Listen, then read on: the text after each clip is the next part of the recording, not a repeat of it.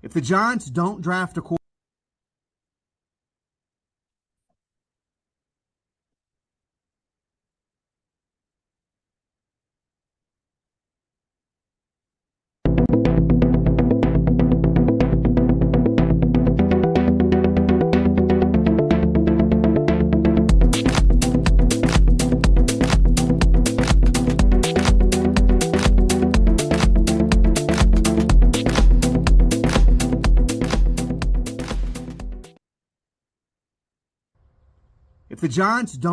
a quarterback, you are never, most of you are never, ever allowed to ever get back on the Daniel Jones train.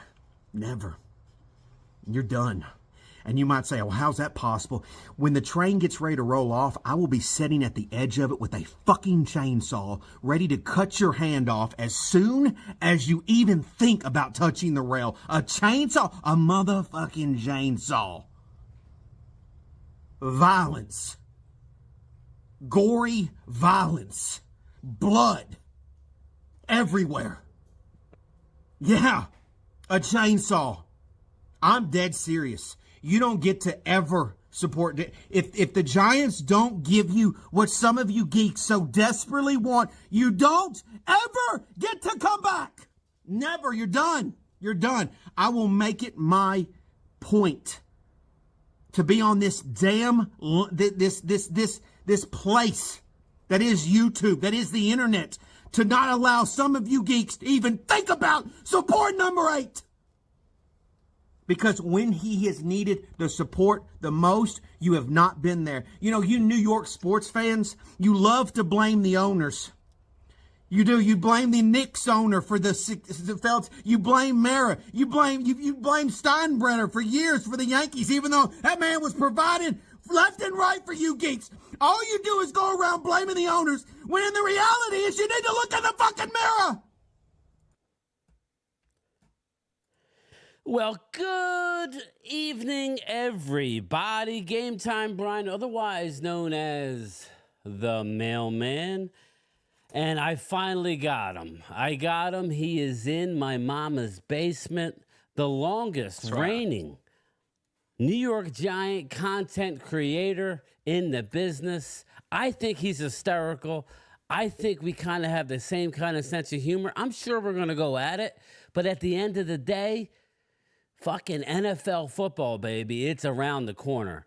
My man, Copizzle. Welcome, my man. How you doing? How you doing, Pizzle? I appreciate you having me, Brian. I really do. And it's true. I mean, there's not a channel in all of YouTube. And as you know, YouTube is a very big place. There's not a channel on God's green earth that exists on YouTube that's been rocking the New York Football Giants longer than Pizzle. It's documented. It's proof all the way back to 2007.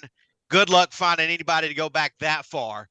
But yeah, it's just simply the facts. It's true.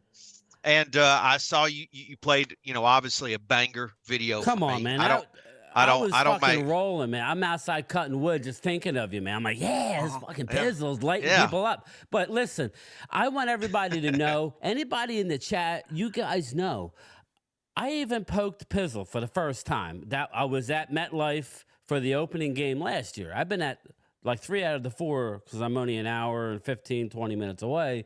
I've been at the Dallas Giants game in MetLife the last few years. And listen, I really thought, Pizzle, that the Giants last year, I thought that they were going to take a step up. Did I think they were going to win the division? No. But I thought they were going to win 9, 10 games. I really did think that. Now, I don't know if I was delusional. Now, it's obviously, it's easy to look back now and go, oh, well, you were an idiot. But didn't you see that based on the success prior to the year before when they went to the playoffs? They won a playoff game. Yeah, you went to Philly. I understand. But no? You went on the road and won a playoff game, didn't you? Well, listen, and this is why it's so easy for someone like you, Brian, to have me on your channel tonight, because as a Cowboys fan, you guys have had my Giants number. I mean, let's just be honest. I listen,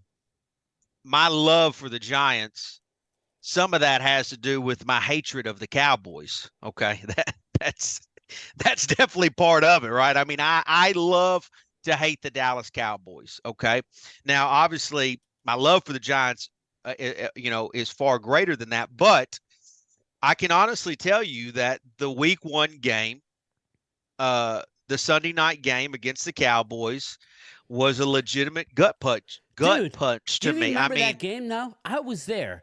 oh, I Going into the remember. first half, it was sketch on my end. I'm sitting in the end zone, and me and my son, and it was kind of sketch up until the bull, return.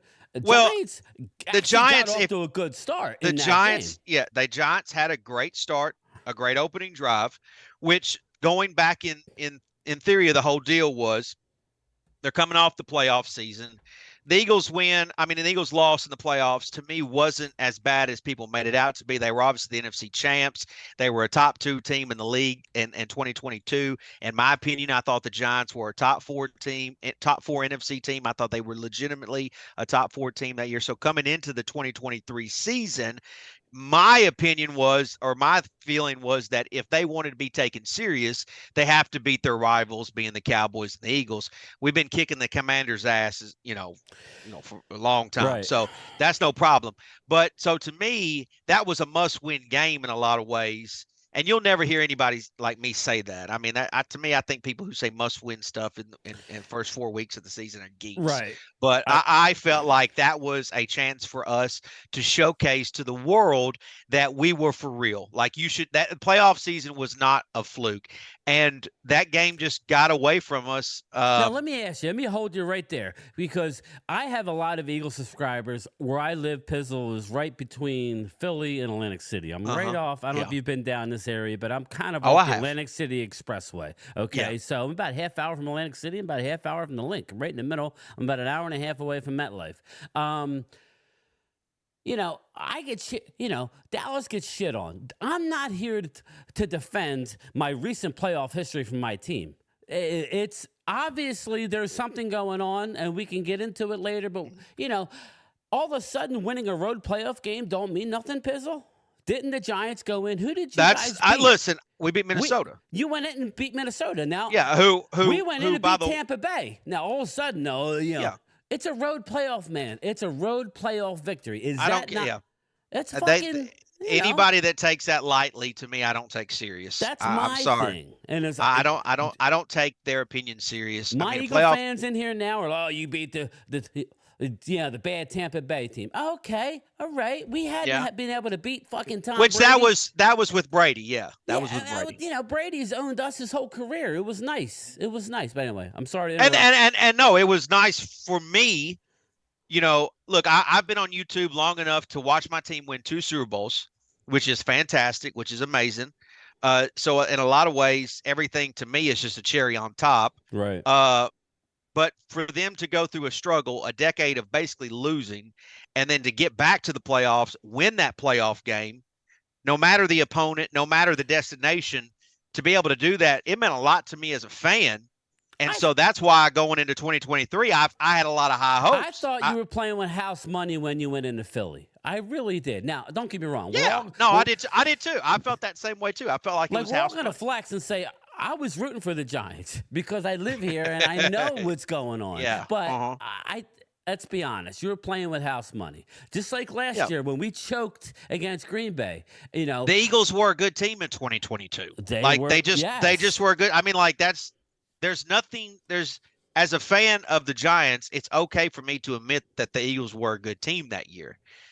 I don't think the Eagles were a good team last year. No. But I think they were a good team in 2022. Well, we're going to get into the whole division shortly. But Lord Nova, shout out, brother. We got to link up this year for a game time, Brian. Listen, man, I plan on going to a few games. I don't know exactly what. But you got some fans in here, Pizzle. You got some. Of course I do. I'm good for business. I've been telling people for years that Pizzle is simply good for business. Okay. Brian, thanks for teaming up with Pizzle. Mark just accused him and wanted to beat Pizzle up.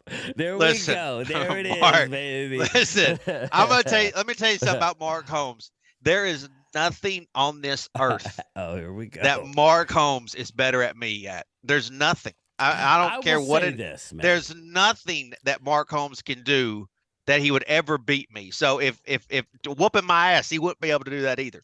But there's just nothing. Fired. I mean, if he wants to. If he wants to like lay some tile, because I know I'll lay your ass out with tile. I'll lay his ass out with some tile. I'll put down some backer boards, some thin set, and knock down some tile all day long. I'll have that damn thing grouted before he even lays one piece of tile. Shout out to the 64 people in here. All right, man. Let's. I want to focus in on something here. The elephant in the room. We talked about, how I had it last year was, listen, I'm a numbers guy. Now, I don't know. Are you into the gambling thing? I think you are, right? You're into the gambling? Yeah. Okay. Yeah, I don't mind a better too. Listen, so when you see a number, okay, or a trend, most times I'm going to lean towards that trend, okay? Now, just like this year, I'm going to keep it 100. Normally, the team who wins the East doesn't repeat, correct, Pizzle? Normally?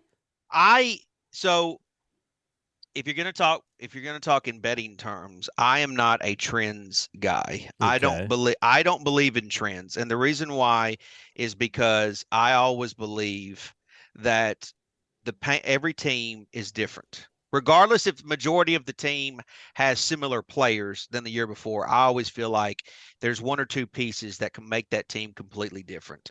So although I, in my opinion, I think it's a coincidence that the division hasn't had repeat winners. Since the Eagles back in what? 2003, 2004. I just believe that it's just the fact of, look, at the end of the day, outside of Washington, and a lot. Well, I don't really know what my opinion of Washington is, but you've got three organizations: the Giants, the Eagles, and the Cowboys, that all care about trying to put a winning product on the field. I don't think that every division has four teams that have ownership that cares.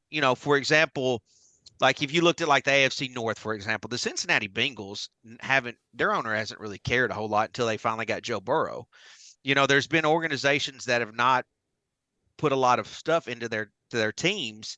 And the reality is, I just think the NFC East has always been and will always be the best division in football. Even when we're bad and they say the NFC least, right, it's still a very popular division to follow. There's a reason why, in my opinion, that the networks put so much NFC East primetime games out there. I'm just glad we're not playing you week one yet again, because it's been I don't like fucking, that. Just like the whole. I don't like that. Commander last game of the year in Washington. I normally go down to the tailgate. It's bullshit. I like when the Giants play the Cowboys in December.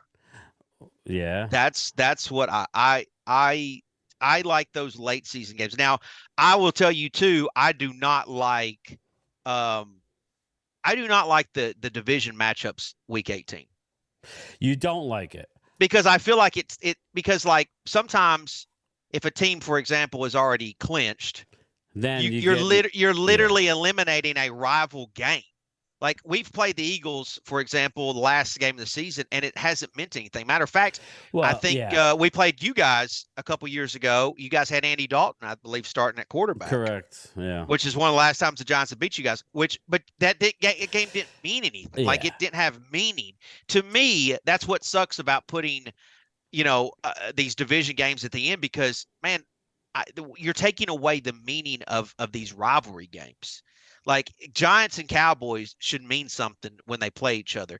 Eagles and Giants should mean something. Cowboys and Eagles, like, to me, you get at the very end of the season and think, now, obviously, if it works out perfectly, where you get that Lions and Packers game on Sunday Night Football and whoever wins, okay, I understand that, but it doesn't always work out like that. Like it sometimes ruins.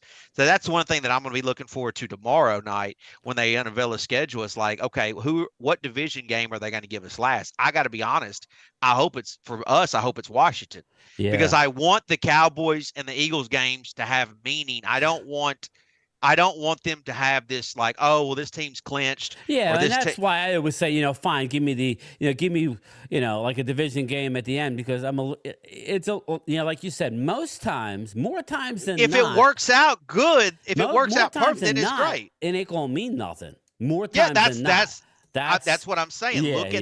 Look at last season. How many of those games meant anything? Bang, bang, Philadelphia. I'll ask. It's a little early. We don't even know the effing schedule. But he wants to know, ask Copizzle, who's going to win the East? Well, come on. I mean, it's we don't even know the schedule.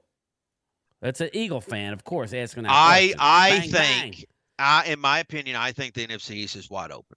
Yeah, me too. I think it's hard. I think it's wide open. Listen, I tell you right now, everybody, all the Eagle fans, and I love my Eagle subscribers, and I give a lot Can I tell you something that I have not heard anything about this offseason about the Eagles that nobody is talking about that I think should be talking about? Do you remember late in the season last year, there was some rumblings about Sirianni, like, who, Dracula? Yeah, I call him Dracula. Maybe he's not going to be the coach. Like there was some issues with play. Like there was a little bit of smoke there. And to me, I think it's interesting because that all just disappeared. Like that just all went away. I'm sorry. I don't think it went away. And we're going to get into it. Bang, bang, Philadelphia. Obviously, he's an Eagle fan. LMAO, wide open. Wide open? For the Eagles, you mean? This is what we're talking about, Pizzle. This is what we're talking about. I'm not here to flex. I'm more of a numbers guy than Pizzle is. As much as I'm going to root for my team to win the division, but I'm not going to be stupid enough to say or flex enough to say that I guarantee. You know what? Pizzle, I don't even give a shit if we win the East. Do I want to win? Of course I do. I want to be playing and win games when it counts, because it seems like the Dallas can win 12 games for the last 3 seasons, which everybody wants to shit on Dallas, but it's not hard. It's not easy to do that, right? That's another debate too. Yeah, I know. They've allowed more teams to make the playoffs, which to me, when they've done that, they've taken the meaning out of winning the division. Like, because honestly, the Giants, Cowboys, and Eagles all still 12 wins. Yeah, I understand that, but what I'm saying is 3 teams from each division can make the playoffs. Right. So, I mean, at the end of the day, it's all about, look, my Giants, the last, their greatest, Super Bowl victory we weren't division champs. Well, I mean, like he's saying that we should just bow down to the Eagles. No, the Eagles are all of a sudden now getting back to your point that you brought up. They lost 6 out of 7 coming down the stretch. Okay, I got news for you. If this schedule comes out a certain way, right, and they get out to a 2-3 type of start, listen, he's gonna get turned on. Yeah, he gonna be, he gonna be lit up in that. I live here. He gonna get lit up, and it's gonna get ugly quick.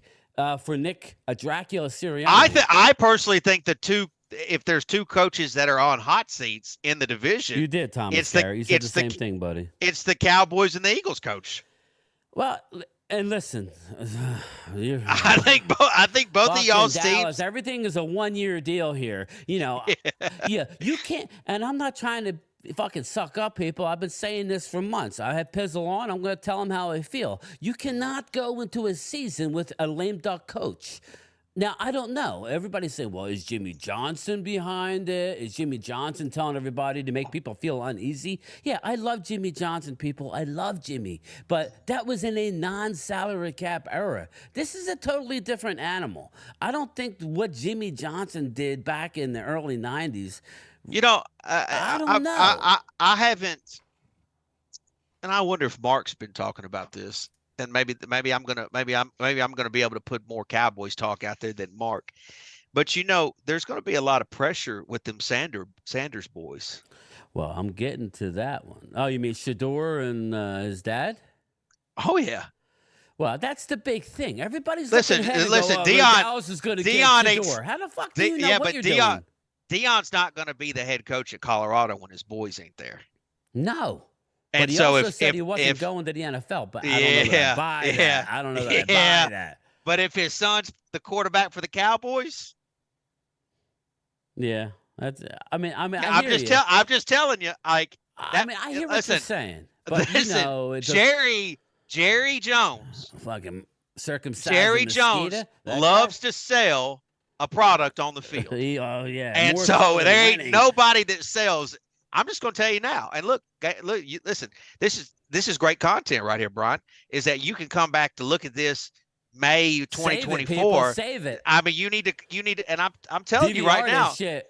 Don't let Mark go around telling you like, oh well, I was the first to tell you. No. He wasn't the first to tell you. He wasn't the first to tell you shit. So I'm just telling you, like that to me, if the Cowboys and I believe the Eagles too. And by the, obviously Belichick is out there too, right? But that's the thing. Which Eagles is getting Belichick. That's the thing. Eagles think they're getting Belichick. Yeah, but see, that's the thing though. Is like when you have two monsters out there, like potentially Deion Sanders or even Belichick, coaches are going to be on big time hot seats everywhere. Dustin, like, I'm not on Mark. Mark's my guy. Even we haven't hammered Mark. He's my boy. I don't know who will be boys with Mark Holmes. Well, listen, he's the one that got me into this, but it is what it is. He's in Vermont. He's rescuing. He's in Vermont. He's helping out people who were flooded out last July. God bless Mark. What a hero! What a hero! Here we go. What a fucking hero! All right, so I want to ask you something, and I kind of know the answer, but I don't think the people in here. How the hell did you become a Giants fan? Now you're from Tennessee, correct? I am from Tennessee. Okay. So it's actually a great story. So it's funny because, and I will openly admit this. Not many people will admit this, but I will openly admit that I was initially a bandwagon fan. So weren't we all though, Pizzle? Yeah, my father was born in Oklahoma, raised in Dallas, and I'm a Philly fan with every other sport. But I wasn't allowed when I was crawling around with my Dallas onesie. I wasn't allowed to do anything but be a Cowboy fan. So when I get shit on, and trust me, I get shit on because Philly 500 goes, I don't know how the hell, because I live right near where he grew up. I don't know how the hell you could be a Cowboy fan, but you're a Phillies fan. I'm like, my father was born down south. Okay, that's all I ever knew was the Dallas Cowboys.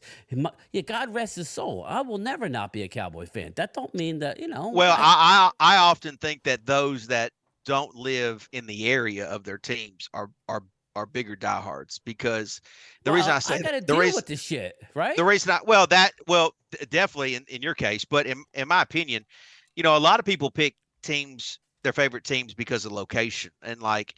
End of the day, the only reason you're in that location is because that's where your parents, that's where you're a Giant fan. How many of your friends are Yankee fans, Laker fans? Oh, I knew it's like growing up as a kid, I knew more Cowboy fans than I did. I didn't know any Giants and Eagles fans, obviously, but, where I live. But going back to your question, when I was 5 or 6 years old, my dad was going to a Super Bowl party, and I wanted to go with my dad. I wanted to hang out with my dad, and I wanted to hang out with him, and he let me come with him, even though I probably shouldn't have been there. And they were all gambling on the game. Nothing wrong with that, man. It just so happened to be the Bills and Giants, and my dad had actually been betting on the Giants that playoff season, and I just remember Parcells and Taylor. And that particular team, and my dad had, I thought that that's what you were supposed to do is be a Giants fan. And so what's the interesting part to this is that, obviously the Super Bowl happens, which was an unbelievable game, probably one of the greatest Super Bowls of all time. The interesting part to this is that an off season obviously happens right after the Super Bowl, but when the season came back around, I had so many questions about what are the Giants up to? What are the Giants? Like I just started to get more involved. Then we got a computer, which is actually weird to think about looking back on that. Every household has a computer in it now, but at one time, not every household in the early 90s had a computer. And so when that came about, I would ask a bunch of questions and newspaper clippings and then watch stuff. And then we ended up getting the Sunday ticket, and I watched every Giants game that you could think of, dating all the way back. We had the big satellite at first. Yeah, I had don't know the if same big ass dish. the one that you planted like in Oh, the. no, I didn't have that one. Yeah, we had that originally. Yeah. And I actually used to throw tennis balls off of. My dad would holler at me. But Playing anyways, wiffle ball. Yeah. And then we obviously got the one that mounted to your house, and so. I just fell in love with the Giants at a really, really young age.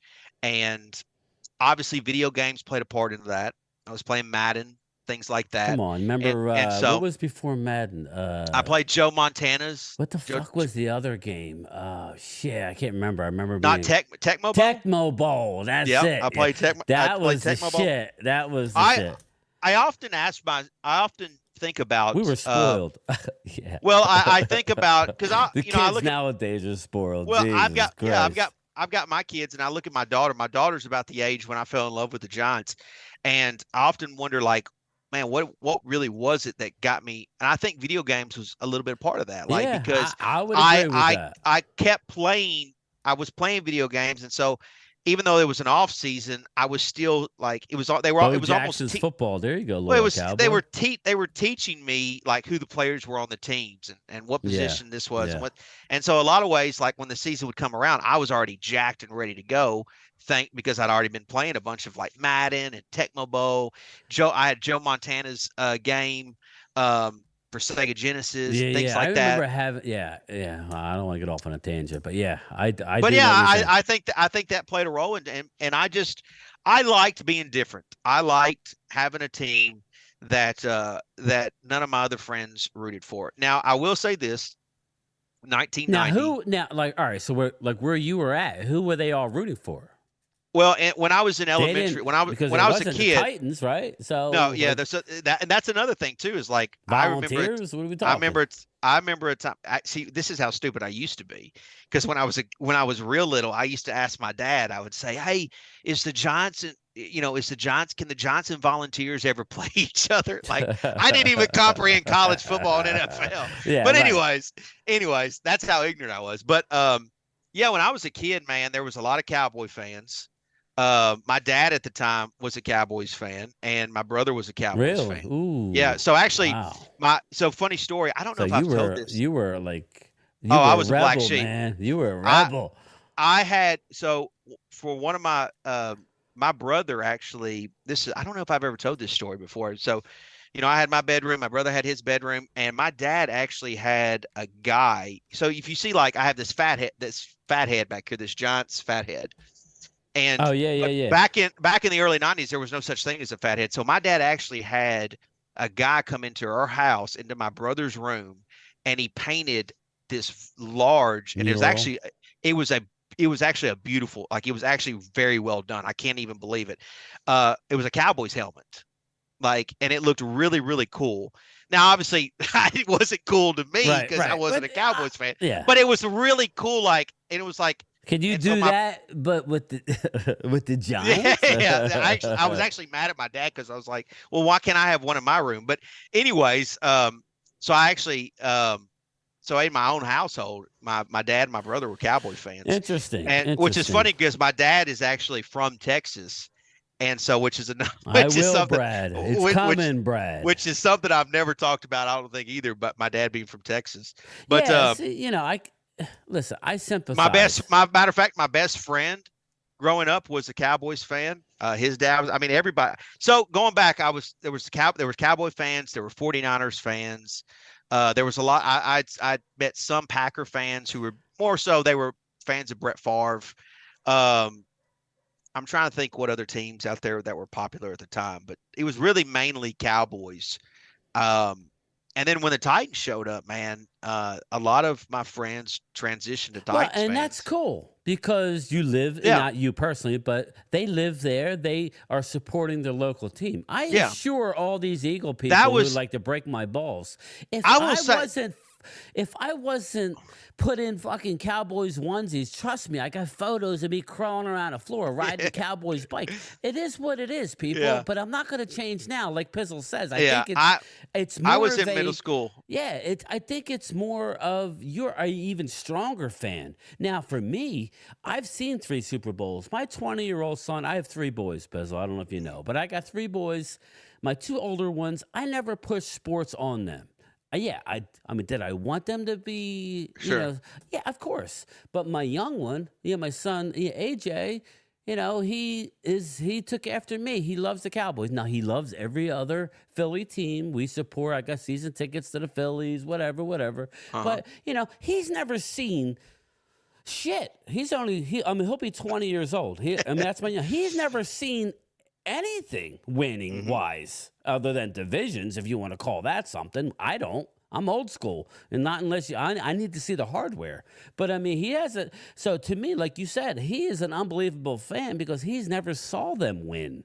It's not like he's a front runner. You can't say my son's a front runner. Go scratch. If Eagle fans want to be that way, I'm sorry, but that's bullshit because he never seen them win, yet he still roots for the Cowboys. So good for him. I'll tell you something too. Like when I was a kid, like there were athletes like Michael Jordan.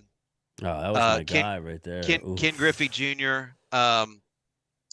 But honestly, and so everyone had like their athlete that like they loved, like they liked. My guy was Lawrence Taylor. Like I know that was probably a terrible role model. Well, because of you all weren't what's looking going at on. his. But no, I didn't know any off better. The field, you were looking at what he was. And it's funny, annihilating Montana or whoever. I met him a couple years ago at a card show, and he's a sweetheart. I've met a bunch of athletes, and I've met some artists and things like that. And most of the time, I'm one of these people that I don't really get starstruck. Like I can easily, like I met Ric Flair, and I was like, and I've always admired Ric Flair, but I didn't get nervous meeting him. But when I met LT, like it's funny. I think Roger Staubach would be that way for me if I ever. I was literally like shaking. Like that's how I still feel that way. I know that's kind of weird to say that not weird. as a man, but I'm not an autograph guy. I'd rather have a conversation. Shake your hand. I'm not an autograph guy. But this was getting a picture with him. Yeah, well, that's cool. And I was just like, I was fucked up. But anyways, I'm just saying, like, even today, I was just in that early Giants, my early life, the Giants just grabbed me. And what I was going to say was when the funny thing happened to me was I was in middle school when the Titans showed up, and, they were in Memphis for the 97-98 season. And then they came to Nashville, and, they actually went to the Super Bowl the first year that they were here, and they obviously played the Rams. And I had a lot of friends who was like, see, man, like, let's make the transition over. It's a good team. And I was like, no, man, like I just got too much. I got too much. I'm just too much into the Giants. How I am. Exactly. Which the Giants ended up going to the Super Bowl the next year against the Ravens. So, and they got killed. But it was like one of them things where it's like, it was a point to me where, man, if you just stick to what you are and who you are and what you're all about, like your time will come. And so you would think. I a lot of my young years as teenage years, and man, those years of hardship, of bad years in the 90s with the Giants, because it started good, obviously like a bandwagon fan, but there was a lot of bad years. But then it went away, and then you were exactly. You didn't go away though. I felt like that was the years that really made me a Giants fan. And now it's funny because I'm on YouTube, and I'm going on my 18th season of I can't supporting believe the Giants. You've been doing this shit for 18 I know. seasons. It's crazy. It's funny because I was in college when I showed up, and I wanted to at the time I was trying to do some broadcasts and stuff, and so I had this weird thing about looking into a camera, and so I wanted to practice. I wanted to find a place to practice. Hey, Logan, how are you, buddy? And it's funny because now everybody's doing broadcasts and stuff on YouTube. Well, dude, which is like fucking got a YouTube channel. I'm mad because I was like, damn, why didn't I just think of that when I first joined YouTube? But anyways, I thought, well, hell, if I'm going to go on YouTube, what am I going to talk about? And I was like, I went to the one and only thing that I knew that I could talk about, which was the Giants. And so, damn, I love it. I love weed. What's up, brother? I think one of the things too, you've probably figured this out. Like I love interacting with people that love the Giants, like with me, and so it's like a community. Yeah, well, like the guy next to me, we've been together at the post office for a long time, and he's from Long Island. He's a diehard Giants fan. We've been to a few games together, like one of my best friends, and the shit that he gets for being, him and his wife, you can only imagine they wanted to move down to the rural. This is not North Jersey, people. Where I live, there's fucking blueberry fields, and there's not a lot around. I got to go 10 minutes before I get to town, So he gets more shit for being a Giants fan. I'm like, dude, did you hear his New York accent? For Christ's sake. But listen, I'm gonna tell you this. I'm gonna tell you this too. In 2016, I was at the Sunday night game, Giants and Cowboys. Oh yeah, that's when fucking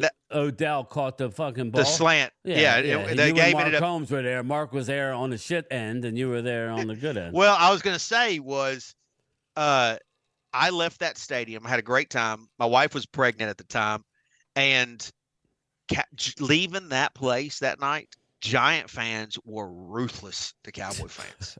I mean, ruthless. Ruthless. It was because I had went to Philly like weeks prior to going to there, and Eagle fans weren't that bad to me, even though we lost. Like they weren't that bad. Like they were rough, but they weren't as bad as Giant fans were to Cowboy fans that night. And I just thought it was just like, it was kind of an eye-opening experience to me. Cause like, I'm one of these people, like I love to shit talk, but once the game is over, it's over. Like the battle's over. We've come to the conclusion. I'm all about shit talk from start to the game to the end of the game. And then when it's over, shake hands and we go our different ways. Yeah. But man, some of that stuff at the end of the game is brutal. Mark's afraid to go to an Eagle game, and I've been to many over the years. Honestly, Brian, I can't believe it's probably my favorite football experience. Going to an Eagle game in Philly, really? Yeah, it's probably it's. I say that because I like the shit talk.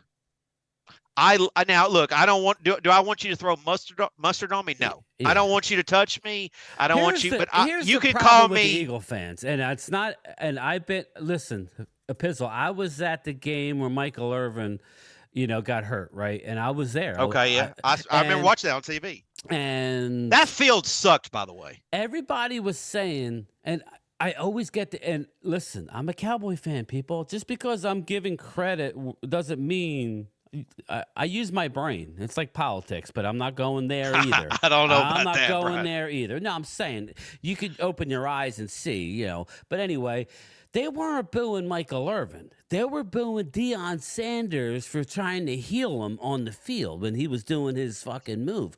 They were not booing Michael Irvin. Now, again, I've seen them throw snowballs at Santa. Pizzle, the Santa deserved to be thrown snowballs at. He was a drunk and he had a black beard because it was dirty. Now, I don't know about you. Santa's sacred in my house. You fucking better not have a dirty ass beard. You know what I mean? Or you're going to get hit with a snowball.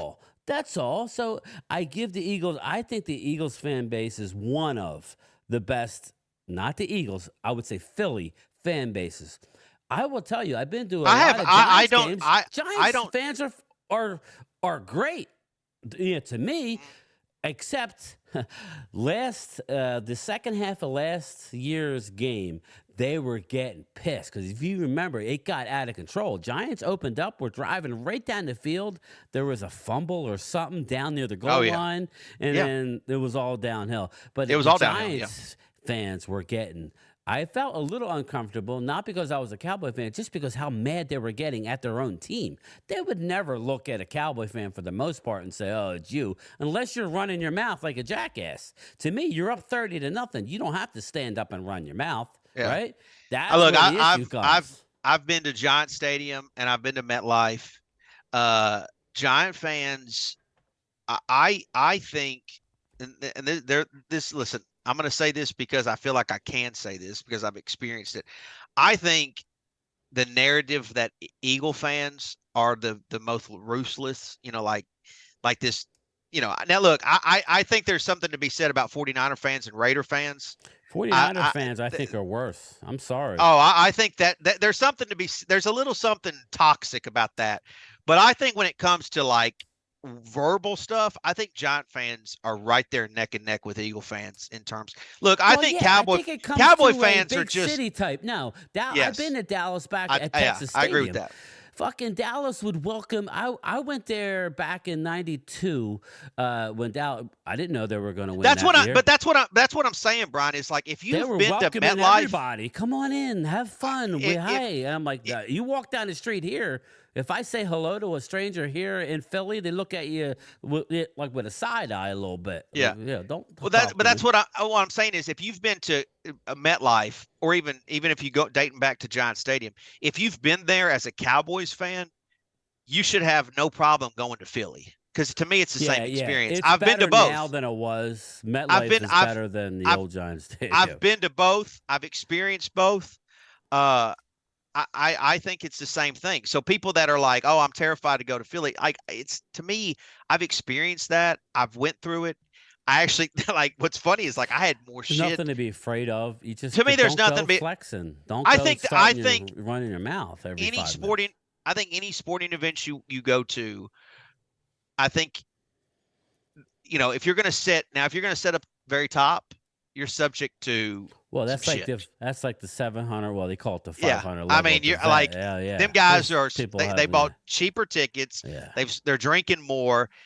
I'm a lower level guy. I always have been. Yeah, I'm not going to go if I can't sit in a good seat. There's a little bit more classier people down there. Right. But now that doesn't necessarily mean that they're not toxic as well. But look, I mean, I personally matter of fact, I was telling somebody the other day, I was like, I really want to see when the Giants play the Eagles, because I would consider going back to Philly. They haven't, the last 2 seasons, they've put us at Philly on holidays. Yeah. Last year was Christmas, and I think the year before it was Thanksgiving. And so that sucks, man. I can't, that's another thing. I hate when they put these big games. I don't want to play on Christmas. As a family man, it's funny because, as a dad. Because you're emotionally invested. I'm sorry. That's just how. I know, as a dad, Christmas is it's fun. You want to think about your kids, and all of a sudden you're like, oh shit, the Giants playing 4 hours. Oh, you tell me about it. Yeah. And so it's hard to disconnect from that. I've always said that the Giants are very, very I've never done drugs, Brian. I've never consumed anything illegal like that. But if I was to think what drugs would do to me, it's when the Giants come on Sundays in the fall, because when the hour before the game, it's as if I've just been shot with a needle. I'm cranked up, ready to go, ready to run through a wall, and that's just, I don't know what it is about that. It's funny because none of my kids have that. I'm the same way, but it's weird. Either you have it or you don't have it. And that's what the Eagles fan base, a lot of them have that, and that's what makes them I respect Eagle fans for that. I'm one of these people where I don't like bandwagon fans. If you're going to be an Eagles fan or a Cowboys fan or even a Commanders fan, listen, I'm all for the trash talk as long as you're legitimate. That's it.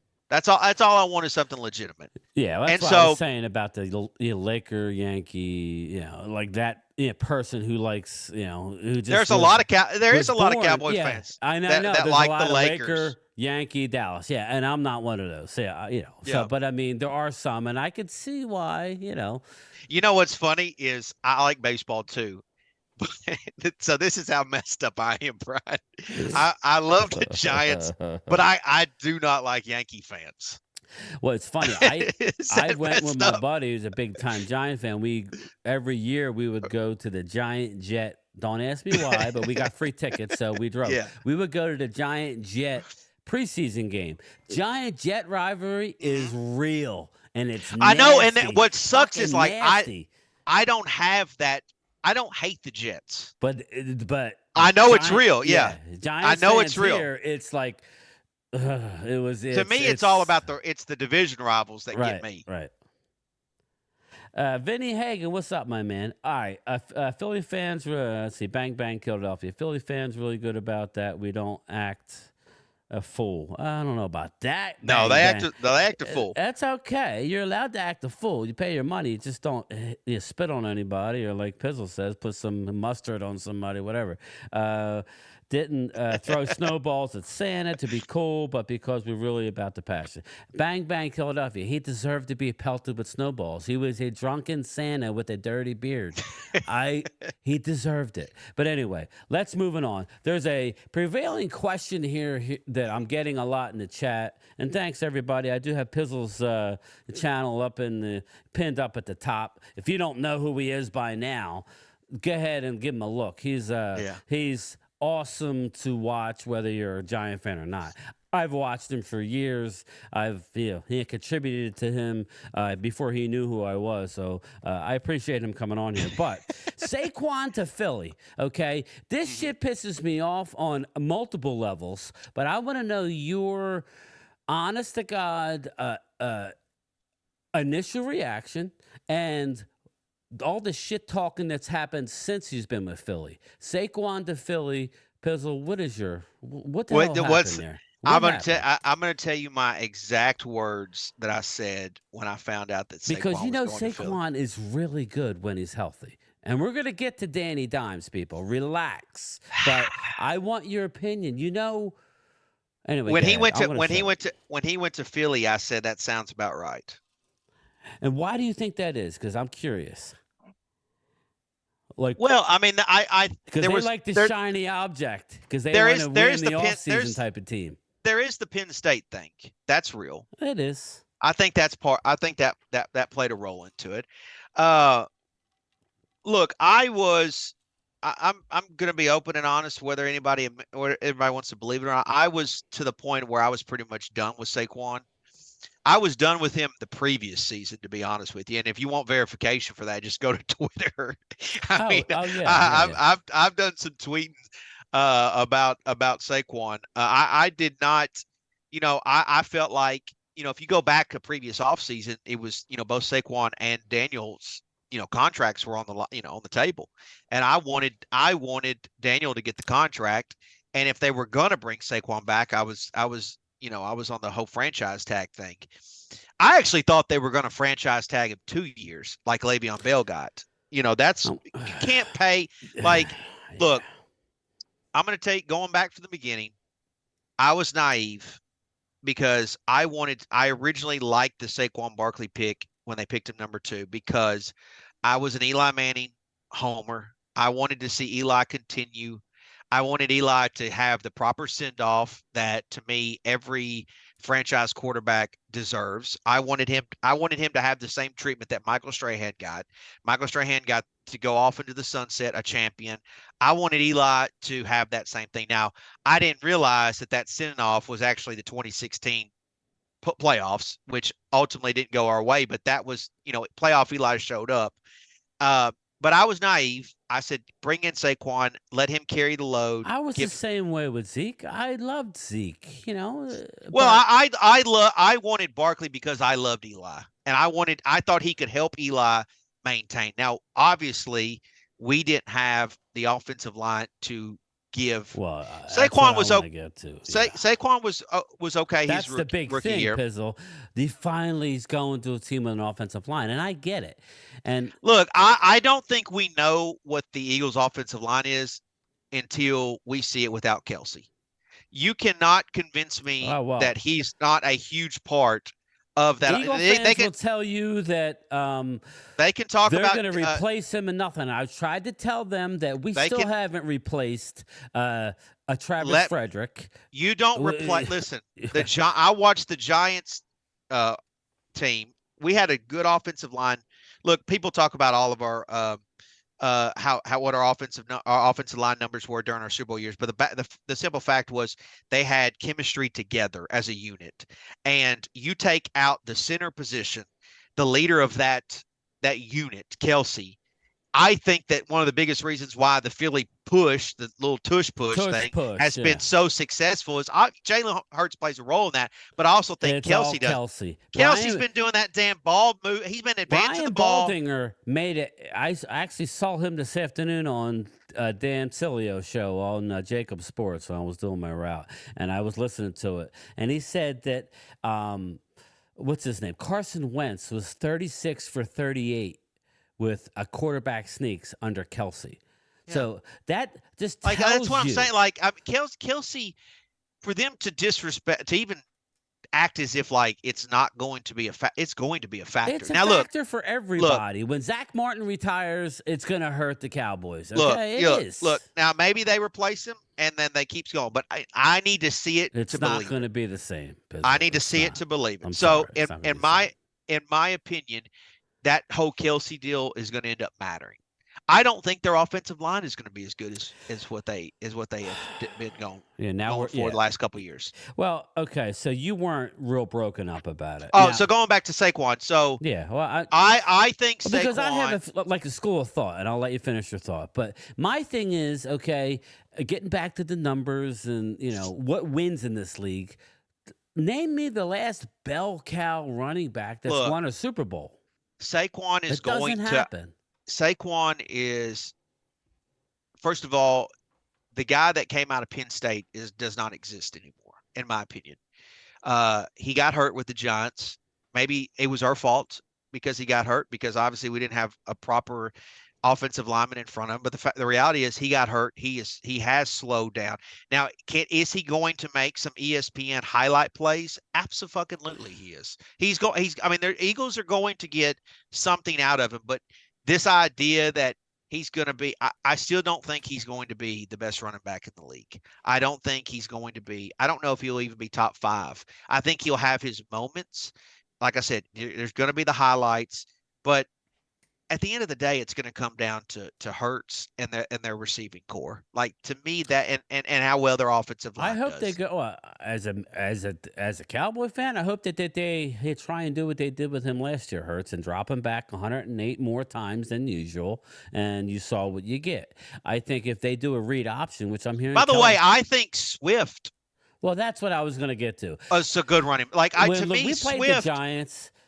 Barkley would bust us for one a game. Okay, he would make an unbelievable, and he's an unbelievably talented guy. But I was way more worried about, and I told Twiz this in the chat. I tell him, I'm like, I'm happy that you guys don't have DeAndre Swift anymore, because he was a guy I was always concerned about. Why? I don't know. To me, Swift is watching. Now, look, again, maybe you're comparing apples to oranges because of the offensive line, right? Because our offensive line. So maybe, but I thought I don't think that Barkley is this big upgrade over Swift. I don't believe that. Like that's my opinion. I like the guy you got. I like Devin Singletary. I think he's. We'll see. Look. The Giants are going back to what listen before Saquon. We had, and this was years prior, we had the Earth, Wind, and Fire, right? We had Bradshaw and Jacobs and Andre. We had guys that we had a committee, right? I always preferred the Giants to have that. Even going back to Tiki Barber, and Ron Dane wasn't a great running back for us, but when we had Thunder and Lightning with Tiki and Ron Dane, I always loved when Giants had Thomas multiple running backs. Agrees with you, Pizzle. What's that? He agrees about as far as Saquon. I mean, like a lot of people not named Eagles fans. Listen, I'm sorry, brother. My favorite times of watching Giants football was always. There you go. Matter of fact, Rodney Hampton was my first ever Giants jersey. Yeah. That was my first ever one. Yeah. I had a blue Rodney Hampton jersey as a kid. What was I gonna? Oh, Eli Manning. Did you see the roast, man? Was that funny or what? When Eli said, "Dude, that was beautiful." What Eli said, he's like, "I don't want to." You already. Hey, listen. I will Eli always had our number, Cowboy fans. Come on, his answers are still on AT&T. Giant fans can complain for the rest of eternity, but in my opinion, the Giants and Eli, a part of Eli, gave the fan base the greatest gift that you can ever give a fan base. They beat a team that was undefeated in the Super Bowl. Dude, like that was impressive. I want you that like was the year that you guys beat us, right? Was that the year that you guys beat us? We beat you. Yeah, we beat you. We beat you in Remember, 07, we 08. were fucking in Cabo. That was that year, right? And then Yeah. you went on to win a Super Bowl. Yeah. Yeah. Romo's in Cabo with Witten. Giant. Everybody wants. Oh, you choked because we were the 1 seed that year. But my point being is no, that was 07 and 08. Okay. All right. Okay. But my point being is that it's never going, unless you go undefeated and win a Super Bowl. To me, it's never going to get better than that. So like the rest of my life, how much of a Giant fan I was in that Super Bowl, and then after you did it, I'm like, what? Fucking, you guys made it look easier than I thought you would. If I live 40 to 45 more years on this earth, to me, it's all cherry on top. Because the Giants have given me my. Like, so if one of your daughters ends up being a diehard Giant fan and she goes 30 years without seeing nothing, that would suck for her. I know. But that's part of life. I mean, we're all here. We all. I know. There's no guarantees. Just look at the like Eagles, anybody. Right? They got one. Yeah, I mean, but think about all the Eagle fans that lived that never got to see it. Yeah. Well, yeah, that's true. That is like true. you should always consider yourself to be lucky if that happens. Look, I think one of the funniest things about the Cowboys, watching you guys be kind of miserable, is that you ain't done it since the mid-90s. We haven't done shit. And 29 years. And it's getting longer and longer. The longer it gets, the more weight it is on the whole franchise. And I'm gonna say this too. It's funny because I used to hate Jerry Jones. I hate him now. I realized as I've gotten older, I realized that if I was an owner, I would probably be like Jerry Jones. Like, I would probably be hands-on. I would probably always want to talk to the media. Think about it. There's no other owner that does that. I could see you wanting to fucking you be at fucking training camp. McCarthy would be on the side. He would never get 2 words in. I'd be like, listen, I want this side of the pie. I'm gonna cut this side for him and this side for him. Like, I would just be. I want some glory hole. Listen, I'm just saying, like, I find Jerry Jones to be he humors me. And what the other funny thing, like, well, it's funny because, like, obviously until you get 29 years without winning shit, well, this is a little annoying. This is the other aspect to it. And, like, obviously I hope it doesn't happen, but it's honestly sad because you can see how bad Jerry wants it. Yeah, and he's obviously becoming a really old man. Yeah, and Al like Davis. That was sad to watch. Al liver Davis spots coming up next. Well, he probably already does. But if you remember, Al was trying his damnedest to get one more, and I see that with Jerry. I think Cowboy fans. It's funny because, look, I'll never make fun of a man getting old and getting sick or what. Like, I'll never do that. But, like, what I will say is, like, the Cowboy fans are at the mercy of an old man that is going to put all of his chips in the middle of the table until he passes away. Obviously, his son will take over, and that will be a different. But, like, he's going to Charlotte. I'll take Charlotte running a team. I don't know about Steven, man. That's brutal. Brutal. But you get what I'm saying. Like, he's going to do everything in his powers. He's going to sell the farm to try to get one more. Look, if there was no salary cap, Jerry would. We would set records for how much money he'd burn. He'd burn money to get a Super Bowl. I agree. I was going to get into all these players, but I don't know. Well, I'll just like touch on a few. I want your opinion. I had Malik Neighbors as my number 1 receiver in the draft. I was at the draft this year. We were broadcasting from Detroit. It was a great time. I saw that, yeah. I love Malik Neighbors, okay? But I ask you, like, I was kind of conflicted with the Giants pick because I'm like, all right, I understand you need receiver, but I also know that it's very deep a draft with receiver. Maybe go get J.C. Latham, Fuaga. You talking about for the Giants? Yeah. Well, yeah. Okay. Yeah. Oh, yeah. Well, there was. Are you okay there was a with rumor. Neighbors as opposed to one of them stud offensive tackles that were still on the board? And how do you feel about your offensive line? That's where I want to go next. I'm not one of these Giant fans that has given up on Evan Neal. Okay. I haven't given up. I haven't given up, but you need more than you know. we need more production out of him. Obviously, I like what the Giants did in free agency to try to shore up the offensive line. And this is funny because it's kind of like what I said about Eli. Daniel Jones, for better or for worse, has never ever in the history of his football playing career, both collegiate and in the NFL, has ever had a true number one receiver. He never has. Well, now I will tell you this. Yeah. I will tell you this, that I think Malik Neighbors is a true number one receiver. Now, I'll tell you one thing that I haven't even said this on my channel yet. So this is brand spanking new. I'm a little bit concerned. I wish that Daniel could get Plaxico. Like Eli, like got a big Plaxico. boy, like a big guy. Look, Plaxico like was security a big dude, blanket. You could big dude. Yeah. He could run fast. He had all. He was a. I don't think Plaxico Burress ever gets enough credit for how great of a receiver he was. I know His the whole problem gun was he thing. had a gun in his pants and was blue Look, as. I know, and he him doing that. By the way, him doing that probably Thanks, cost Coyote. Eli. Thanks, brother. Him doing that probably cost Eli a third ring, by the way. Because we were going into that seed. We were number one seed that year when he did that. But nevertheless, you guys did go out and get the tight end out of Penn State. So Theo Johnson. He's a big dude. Yeah. He's a big dude. He doesn't have the college stats, so he's obviously going to have to come in and be coached. And look, Waller may not be there. My point, no, I don't know Waller's. I don't think he's going to be there. My point being is when you look at the Giants receivers.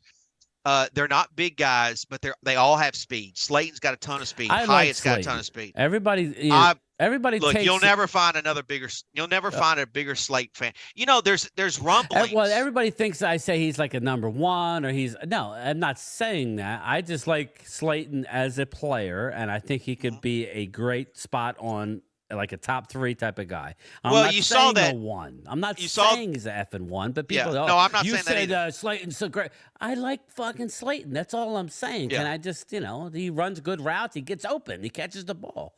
I'm gonna tell you something else that no, I ain't seen a lot of people talk about this, but the Giants just signed Allen Robertson, and that's a quiet signing because I didn't. Yeah, I mean, it's not a big deal, but no, but I mean that's not. There's some rumblings. I've heard of some rumblings that the Steelers were considering trying to trade for Slayton, trying to get Slayton. And to me, that's a huge sign because if you think about the Steelers organization, they always have great receivers. Like they know if Mike Tomlin knows one thing, he knows the receiver position. Even going back to the crazy Antonio Brown. So I think Slayton is a very talented guy who would really blossom if he was on the field with a true number one. And look, we tried. Giants haven't had a 1,000-yard receiver since 2018. Yeah, and then one of the biggest things. This goes all into what I'm going to go into next. I'll let Pizzle finish his thought, but I'm going to get into Eli and why I think he gets a bad rap. But you're talking about Daniel. I mean, yeah. I'm sorry, Daniel Jones. Well, no, I was going to say one of the biggest things that Giants we've suffered is the fact that we never look. We won the OBJ trade, in my opinion, but we never replaced OBJ. Well, supposedly Neighbors is OBJ. Well, look, he comes from I know LSU. People at LSU, and they love this kid. They say you like OBJ, you're gonna love Malik. That's why I have him as number one. But here's the thing, Brian. And I hate to say this about my own, but I'm honest, and I try to be as a content creator. I try to put what I feel out there in hopes that it will influence some people to act a certain way. In my opinion, Giant fans, we ruined OBJ, and we allowed him. How? Look, he came in the same way Neighbors came in.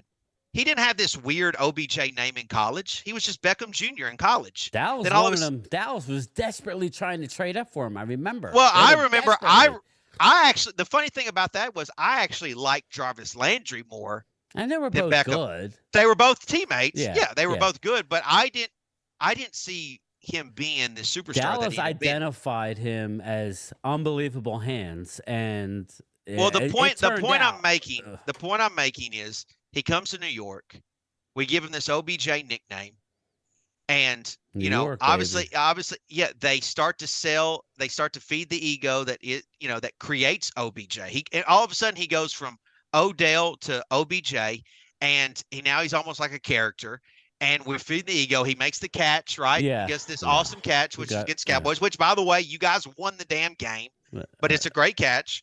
And so I forgot about that. never. I know. What pisses me off is I forgot about the fact that we won the game.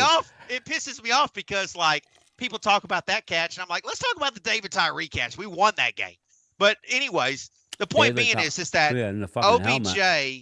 OBJ was doing all the, the antics and all this going on ESPN, talking about like he was doing that because he was a household name thanks to Giant fans. And what I worry about Malik Neighbors is that same situation. He's coming from LSU. He's uber talented. You watch him run the route tree. He's unbelievable. And you just hope that his ego stays in check enough that the fan base doesn't ruin that. Yeah, I think I don't know if you ever hear him talk. I think he has a personality. I think if you ever hear him talk, I really like the kid. I liked him over Harrison. Look, I don't dislike Harrison. Everybody goes, "Oh my God, you don't like Harrison." I'm just saying. Before the draft, look, I'm not saying nothing that no one else. I think Harrison's going to be good too. What's up, AJ Nix? He said, "What's up, Game Time and Pizzle?" What's up, AJ? I think that. I'm not saying obviously going to be a good receiver. I just said in my ranking, if you look at, I just like Neighbors first. Before he was drafted by anybody, I didn't know where. Well, he was looking at them from a collegiate standpoint a year ago, Neighbors had the better quarterback. He did. So he probably benefited a little bit some of that. Look, I believe that Juju Smith-Schuster really, Taz. He sucks. Look, I believe.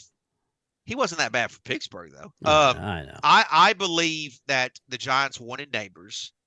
There's some Giant fans that are like, cool, no, they wanted to trade for Drake May. I don't believe that at all. I think Neighbors was the whole idea because they gave Daniel the 4-year contract.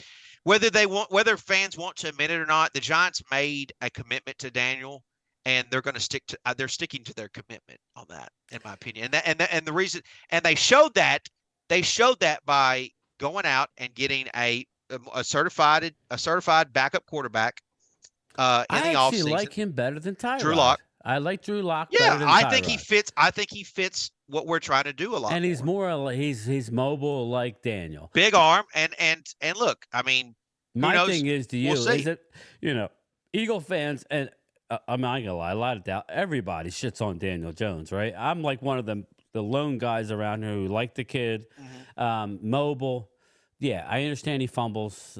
His shout out, rest in peace, Rashid. Don't fumble at Danny. Don't fumble at Danny. I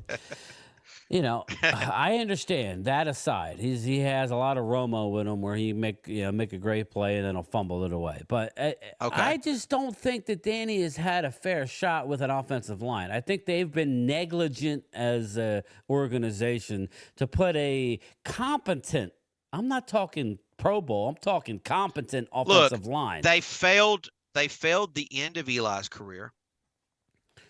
They shit on Eli so bad, but you remember, like Eli would drop back and he would get like skittish. He would like be throwing off his back foot.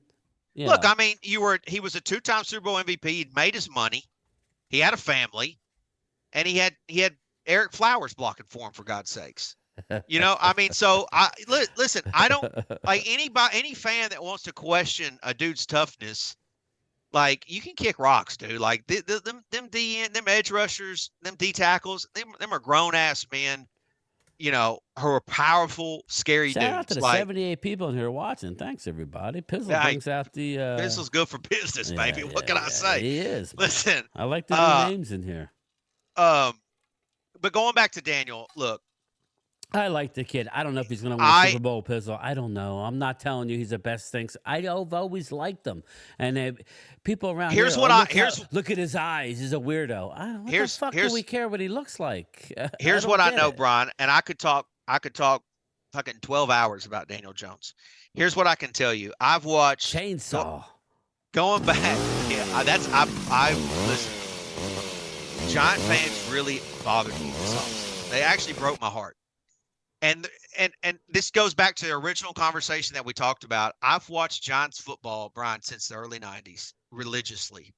I mean, the Giants have been a huge part of my life. Look, my wedding cake was a Giants cake.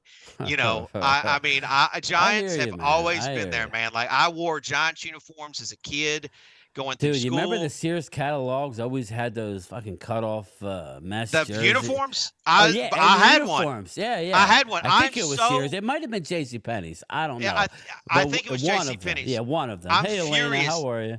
I'm furious that I don't have mine. I know. Not that I would I fit throw one, away shit. I'm but like, man, what was I I'm thinking? That's furious that I yeah, don't have mine. yeah, yeah. But the point being is that I have watched Giants quarterback play, Phil Simms, Jeff Hostetler, Dave Brown, Kent Graham, Danny Cannell, Eli, Danny Kerry Cannell. Collins. I love Kerry Collins, by the way. Penn State's own. Yep.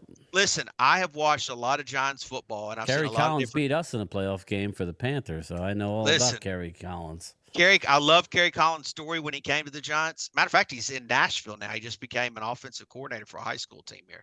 But anyways, I did Daniel Jones is, in my opinion, he has tools that we've never seen as a Giants quarterback.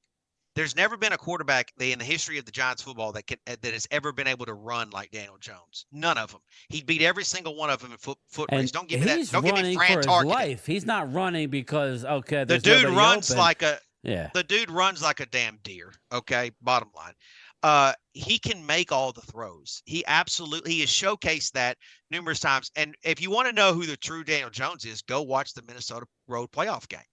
That's it. He did everything that you could ever ask. He says Jones lost his confidence. I don't. I don't doubt. Listen, if you want to make the case that he didn't trust his offense. Look, when Andrew Thomas got hurt in the Cowboys game, which by the way is the Great Wall of China for us. He is the protector of the merchandise, right? He is the security blanket to Daniel.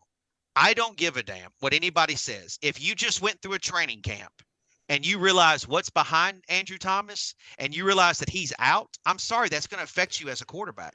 You cannot ask it, and especially one that has been getting hurt. Now, Giant fans that made the case in the offseason of like, look, we got to cut bait because he's injury prone. Okay, I can't argue that. He's got hurt, but I think he's gotten hurt because he's been trying to carry this damn team. David in my Cowboy, opinion, yes, he runs for his life. Listen, and I see how against the Cowboys, he suffered a concussion because we were having to use him as an offensive weapon to run.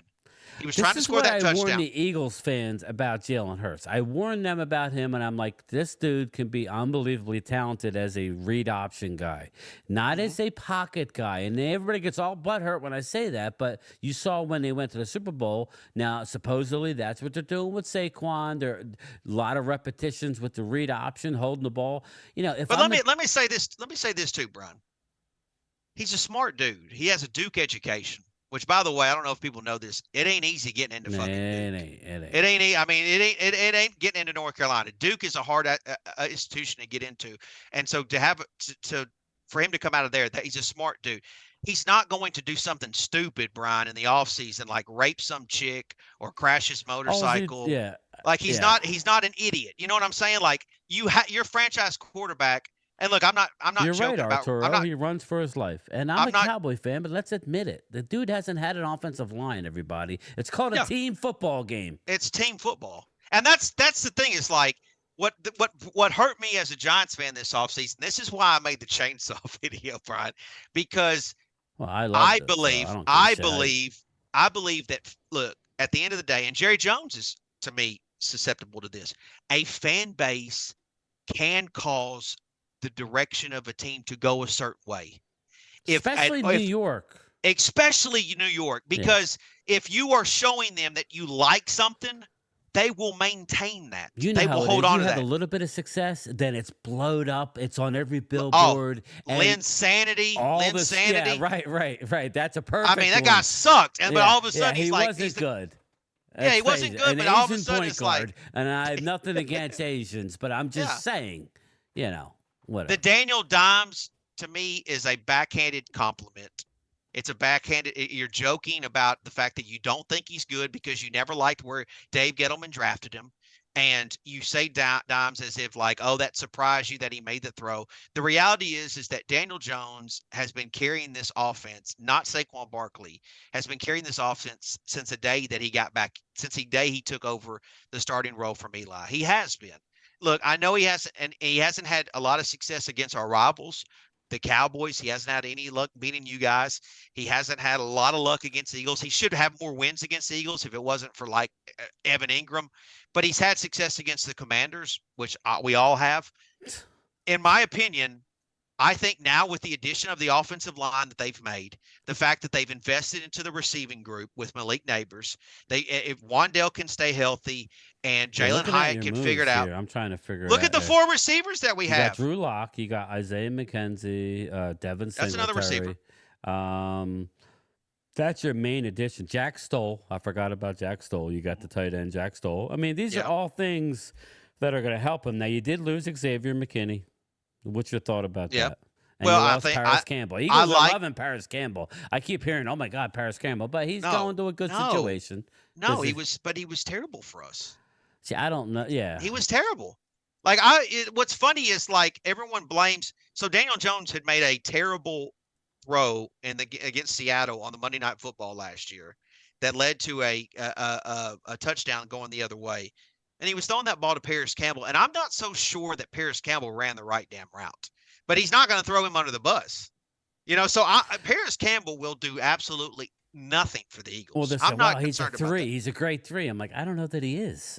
He's done. That's he's all done. I was saying. I don't know enough about Paris because he's never did nothing with the Giants. So I'm like, all right. Or we're going to look at his college tape and say, oh, well, he's got upside. No, it's been a little too far away from college. Look, and I'll say this, Brian. If Daniel Jones, hopefully he can stay healthy. That's the biggest thing. If he stays healthy and the Giants offense fails this year, then people can say they're right. I personally believe, I'm not a person that talks politics. I don't believe that, but I think the Daniel Jones argument is political. I think that the media tells people that Daniel isn't any good, and people buy that. They eat that up. They eat it up. Yeah. They eat it up. Yeah. And if the media had said that he was any good, there wouldn't have been a discussion in the offseason. And that's what upsets me about Giants fans is like, I feel like Giants fans should be free thinkers. Your video, you were like, you're not allowed back on a bandwagon because I okay. Well, listen. My take. What I'm saying in that video, Brian, is that I believe that Giant fans, there were some Giant fans that tried to on him. They gave up on him for the wrong reason. Is all I'm saying. They I gave don't up know for the that wrong he's going to reasons. be the guy, Copizzle. I don't. But if you open your eyes, he's got all the tools to be a good quarterback. But we don't. But we all admit that as football fans, that the most important position is the quarterback, right? I think everyone admits unfortunately, that. Okay, it is. So you should, as a fan base, you should not run out a franchise quarterback. You shouldn't. I'm sorry, you shouldn't do it. Like if you do it, then you're going to set your team back potentially for decades. The Miami Dolphins. The Miami Dolphins has hardly ever been able to replace Dan Marino. Yeah. They've had a terrible time with it, right? Well, exactly. Well, going into the draft process, I'm like, okay, there's maybe 2 first-round quarterbacks. And we saw 6 go off the board before I think 5 or 6 go off the board before Dallas, and I'm like, fucking J.J. McCarthy. His accuracy is horrendous. I'm not saying he's not going to turn into a decent quarterback, but he's not a number 1 talent. Michael Penix Jr., I like the kid. He's got a lively arm. Again, he's not a number 1 pick. So the fact that all these people wanted to jump ship, for who? Who were you jumping ship for? I know, they just wanted anybody else, which is a terrible way of thinking. That's all. That's a terrible way of thinking. That's where we're at with Dak Prescott. Now, I don't know your personal opinion on Dak. I know, all I'm saying to my Cowboy fans is it's hard to win 12 games in this league, let alone 3. I've been watching Dak since 3 years in a row. I don't know if he can win a Super Bowl, people. I don't know. But I know he's a good quarterback. I've been watching Dak since he was at Mississippi State. And in my opinion, I think the Cowboys I think they got extremely lucky. Out on him. Yeah, they hit a home run finding him. But they don't want him anymore. I think he's a serviceable quarterback, but look, it depends on it depends on the skill set of what your guy can do or can't do. Choker. Right? There we go. There you go, I buddy. mean, Dak, Good cowboy. Dak, in my opinion, Dak could use a running game. Well, yeah, exactly. This is Like- where I get into team game, but people want to say, oh, well, he can't carry a team. Who the F can? Unless you're Patrick Mahomes, okay. Yeah, but you know what? But the thing with Mahomes, like I think Mahomes is great, but let me see Mahomes without Andy Reid. Let me see Mahomes without Kelsey. Let me see him without those two, and then let me tell you how great Pat Look at Mahomes is. Jalen Hurts' Super Bowl season, okay, that they lost. I just want to reiterate that they lost. Jalen Hurts, okay? What they went out and hit a home run in every possible way that offseason. They went out and got because everybody. if you remember the previous season, his playoff game was atrocious. Well, he's been bad 2 out of the last 3 years. The Dak thing, it's funny because there's a chance that he won't be back after Well, this you know season. what? But and I got news for you. There's 3 teams that I have earmarked for Dak. The Saints. I've heard the Giants. I go ahead and say the Giants. I've heard it. Yeah. It's going to be one of them. I'm only saying I don't get that. I don't get it, but I But I mean, again, I don't know why you wouldn't get it because he has a lot of success against the Giants, and you know how some of these fans can be. They want it's like going out in baseball, But Dak and has trading always for had a guy who has a good game against you every time. Yeah. That doesn't mean that that's a good. You know what I mean? It's like okay. Listen, Jalen Hurts, like Dak, like CeeDee Lamb is a good receiver. Like I'm sorry, like he's a really good. He's super talented. The fact that he gets to throw to him is a privilege. Like the fact that Jalen Hurts gets to throw to AJ Brown, and Devontae Smith, which and by the way, Dallas I made Goedert. a viral video being upset that the Eagles jumped us Oh, I remember because that. I Wait. wanted Devontae Oh, yeah, Smith. yeah. Oh, I yeah, wanted that was Devontae. us. We screwed you. Yeah, you fucking Yeah, we fucked you because and Yeah. I knew then. I'm Which, like, by I'd the way, rather go into the Giants than I rather than remember go Eagles. that's what made the reaction what it was The because Father screwed us. Yeah, Twiz, blame it on the field. That is Twiz. That is the reason why that reaction was so strong was because I never thought when it got to a certain Smith. Oh, I did going into the draft that year. I was just He's addicted just a to Devontae hard-nosed Smith. kid who keeps his mouth shut and plays football. And I think we Nothing wrong with finally have that. fixed that now with Malik Neighbors. But my point being is that when it got to a certain point, for example, the Cowboys, I said, oh, well, they won't take him, so we're good. We got him. And then I never thought in a million years you guys would trade with the Eagles. I know they were in like 3. I'm playing with you, brother. And I was Eagle just fans like, are still complaining about the Super Bowl field. Come on. oh, whatever, man. The sod father screwed us. Whatever. Listen, it was that way for both in night 3, but listen, brother, I understand. It's a tough one. It's a tough one. Anyway, I'm sorry, Pizzle. Go ahead. But no, I just, I really wanted, but Jalen Hurts has benefited from who he gets to throw to. Dak But has they went out benefited. and hit a home run in free agency. Remember, they went out and traded for AJ. Yeah. They When went you out have and a got great Ndamukong offensive Suh, line. Linval Joseph. They went out and they did When you everything have- right. And that's when you that's have a a- credit to their organization. Yeah, but when you have a great offensive line and you've got great receivers, of course the quarterback's going to do good.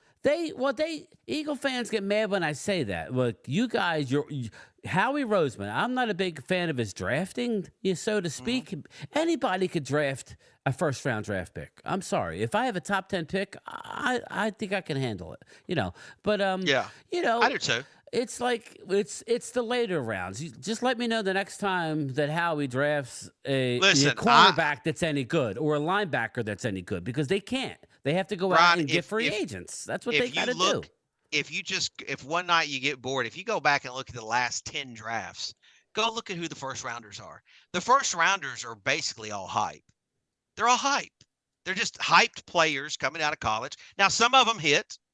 Some of them are booms. It's a crapshoot. But even there's if you're more doing busts. A good job. Yeah, there's more busts than there are booms. Your money makers are that second round to fifth round. That's where your money makers are. And so to me, it's like, I just feel like guys like Dak and like Hurts. So speaking of Daniel, I don't think that he's been able to have the same privilege that both Dak and Jalen have had. I'm not gonna lie to you, man. Like I'm going back. You guys have had some good. You guys have had a good offensive line. I'm going back in the day, dude. I'm going back when you guys were playing Buffalo in the Super Bowl, and Parcells was the coach, and you were running the ball, just running, smash mouth football, yeah. running. That's like when I think of Giant football, that's what I think of, and it starts with the offensive line. You've been watching my content too much. I haven't. Because no, I haven't. I, the reason I say that is because I'm a Giants fan. I saw the chainsaw one. That was the last one I saw. I think I'm a little old school, but I have always said on my channel that the best Giants football is when they play good defense and run the football. Well, we've never had an elite quarterback. And ever. I give the Eagles credit. You won with Phil Simms, and all due respect to Phil Simms, he was Phil Simms. Yeah. Fucking Parcells didn't like him. Came out of Morehead State, Kentucky. Yeah. And I give the Eagles a lot of credit. The one thing they did, and it's amazing how Dallas is just now starting to get to it. Dallas is into the flash, and they want the speed. You ain't gonna do shit if you don't have an offensive line who could help you run the ball, and you don't have a defensive line who could stop the run. It all starts there, and then all of a sudden your quarterback looks like a world beater. The moment. Well, I'm going to tell you something else to add to that, Brian, is the fact of when you have a nasty football team like the Eagles have had the last couple of years, and you get to play at home where the weather's not good, your team is going to benefit that stadium, from that. You're on top of the field there because it's like it's a I mean, box. no one ever talks about that, but like in postseason play or when you get late in the season, your location and how your team is assembled matters. That's why Dallas like the Giants last year hurt so when much. You go back, we had it on the fucking platter. We couldn't. When you go back and you look at Giant Stadium, no quarterback could ever be successful because of how windy it was there. The Meadowlands is a fucking swamp. I mean, at the end of the day, it's a swamp. I mean, the wind plays a role in how. Remember, that's another thing. It's used to open the fucking thing. He opened the end zones. All of a sudden, there was like a 20-mile-an-hour wind going left to right. But that's the thing, right? That's why you can't. When Giant fans want to live in this world of fantasy and numbers, we can't. We don't have a stadium. We play in a part of the country that it gets nasty. You're not going to have dome stadium numbers. I'm sorry. It's not going to happen. It's not going to happen. I Anybody understand that watches or goes to a game at MetLife, I noticed this the last few years. The first half of the game, because last year was a primetime game at 8:30. First half's good. Second half gets friggin' chilly. It gets windy in there, and it's like, how the hell are you gonna kick in this shit? And nobody realizes you can't watch it on TV and get a feel for it. Everybody and anybody, I don't know if anybody's saying in the chat, like some people might say, well, what about Rodgers in Green Bay? It's completely different because even though it gets cold in Green Bay, it's the wind. That is the issue. The wind. It's not how cold it gets. It's the wind. And so it doesn't have, like Kansas City doesn't have that. Like they don't. I mean, they get some cold weather. Like Mahomes he doesn't have that. Like put Mahomes in Chicago. I'm not saying he wouldn't be great. But I think Caleb Williams is going to struggle because of that's part of it. I think Caleb Williams is a bit of a loose cannon, but we'll see, man. I don't know. I like the guy that Washington got. That was my quarterback. We'll see how that works out. So, I know that when he was at Arizona State, Jaden Daniels, Antonio Pierce was there, which is obviously a former Giant, and that's the reason I would watch. Coach too, man, motivator. Oh, motivator. I love Antonio Pierce. We'll see, but hell of a motivator. But I thought for sure the Raiders would do everything in their, and maybe they did to try to get Jaden Daniels because I know Antonio Pierce liked him. Because if you remember, Herm Edwards was at Arizona State when Jaden Daniels went there, and once he got removed, he transferred to LSU, and all of a sudden became a NFL quarterback. His top prospect. Yeah, I don't know about. I personally don't know if I believe in Jaden Daniels. I don't really believe in Drake May and Caleb. No. I think Caleb. I mean, honestly, like if you want to talk about trends. I mean, the trends in history says it's going to be extremely tough for him because, I mean, the Bears never what I produced was good saying, quarterbacks. Pizzle, like before the draft, when it comes to the Bears, I liked Fields. I know he's limited in certain I things. thought I said, dude, sell the pick, load up, go get yourself an offensive lineman, go get yourself your receiver. I understand they got, I think, Dunze, I think who they ended up with. Fucking sell it, and you have a guy who's got a lot of potential. But listen, going into the 2023 season, I was a Fields hater, and for whatever reason, I think he's got something. Dude, I watched some of the Bears last year, and when he came back from his injury, that dude played his ass off to maintain his job. And to me, I felt like he deserved to get another shot. He needs a little help. He needs somebody with his footwork, his release, as far as throwing the ball. That's the one thing I respect about Romo, just to get off this. Every offseason, he would try and improve in one area. His problem was he wasn't an NFL-bodied quarterback. He was a fucking mailman from South Jersey trying to play quarterback, and he was getting beat up. You know what I mean? Well, but I'm going to tell you something about Romo that I appreciate, and this is where I think a lot of NFL fans get it wrong, is that NFL is so much more than players that come in and get hype. Like, Romo didn't come in from high. He came from Eastern Illinois. Yeah. Yeah, I mean, this guy was that story was hysterical. But anyway, go ahead. Well, no, the last few quarterbacks for you guys. But I mean, I'm talking about Romo. Dallas was so dumb. If it wasn't for Sean Payton, he would have never ended up in Dallas, because Dallas didn't even offer him the most money after the draft was over. They were telling him since round 6, we're drafting you. But because Sean Payton also went to the same school, they brought him in for less money, and the rest was history. But you know how it goes. A lot of Eagle fans here, a lot of them. We're not beating up on you guys. Relax. I've been giving you guys your flowers. Let's see. Eagles KC game was close. The Green Bay Dallas game wasn't. It's embarrassing. Bobby Porter, you know that I was streaming the game. I wasn't on the floor like Pizzle. I was speechless. I think that's worse. When you can't say nothing, that's worse, because we were never in the Green Bay game. We had our effing players scheduling victory parties at the nightclub. I'm going to tell you this, Brian. I personally believe I think Jordan Love is getting ready to be a top 5 quarterback. I think so too, but I think that would really sound good. like an excuse for me to say it. So for you, I know. I'm saying I think Jordan Love, but he fucking lit us up. I think the Cowboys ran into a buzzsaw that night. I think they ran into a buzzsaw because I think that dude, somewhere about halfway through last season, it started to click. And to me, because if you saw, like, they weren't losing in the month of December, and when they came at the Cowboys, they were hot. And so I think he's going to be a huge story in this season is Jordan Love. Yeah, well, everyone thinks week 1, baby, in Brazil. Everyone thinks like the Lions are going to be the team to beat in that North, but I think, listen, well, that would be a good division, though.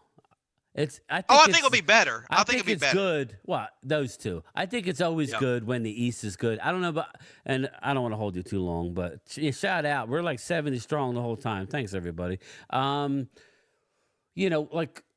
is you just have to tell everybody that I'm good for business. I normally have a good turnout anyway, but it's especially good. It's lively.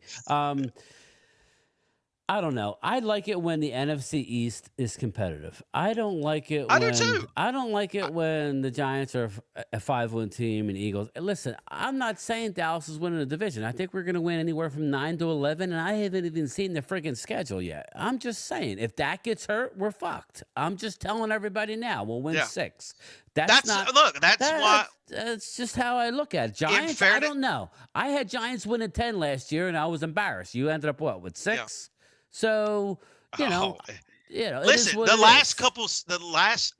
when you take out 2022, the Giants, when Daniel Jones has gotten hurt, the seasons went to shit. And I don't know if Drew Lock would save a season, but the reality is, I like Drew Lock better than Tyrod. I do too. He farts and he hurts himself. Sorry, but that's just how he's always getting hurt. He's older and he's little. He's not as big. A smaller guy, yeah. And actually, which, by the way, that's something else too, Brian, that I cannot stand about people that disrespect Daniel. That dude, if you ever see Daniel Jones, he's a beast. He's a big boy. He's a fucking big dude, man. I know.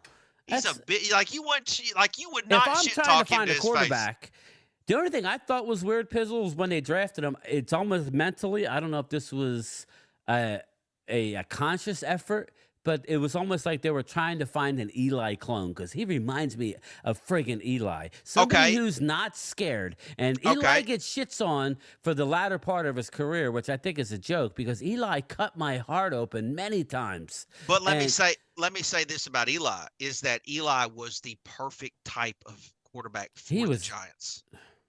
If you're gonna play in a market that is he was quiet, didn't give a shit. He's quiet, doesn't give a shit. You can't have a brash guy in New York. I'm sorry, you can't. Yeah, because Derek as soon Jeter as it starts going down, you're going down. You're going down. You cannot argue with the media there. You can't. You can't. Yeah. That's the reason why Derek Jeter worked. Which by the way, I think Derek Jeter was a little overrated, but he was a quiet dude, didn't say much, just did his job. And Eli Manning, quiet dude, just did his job, right? I mean, that's that to me. And he was one of the reasons why I joined YouTube was because I'm gonna tell you this because going back, it translates to Daniel Jones. One of the reasons another reason why I joined YouTube in 2007 was because Giant fans during that time were talking about replacing Eli.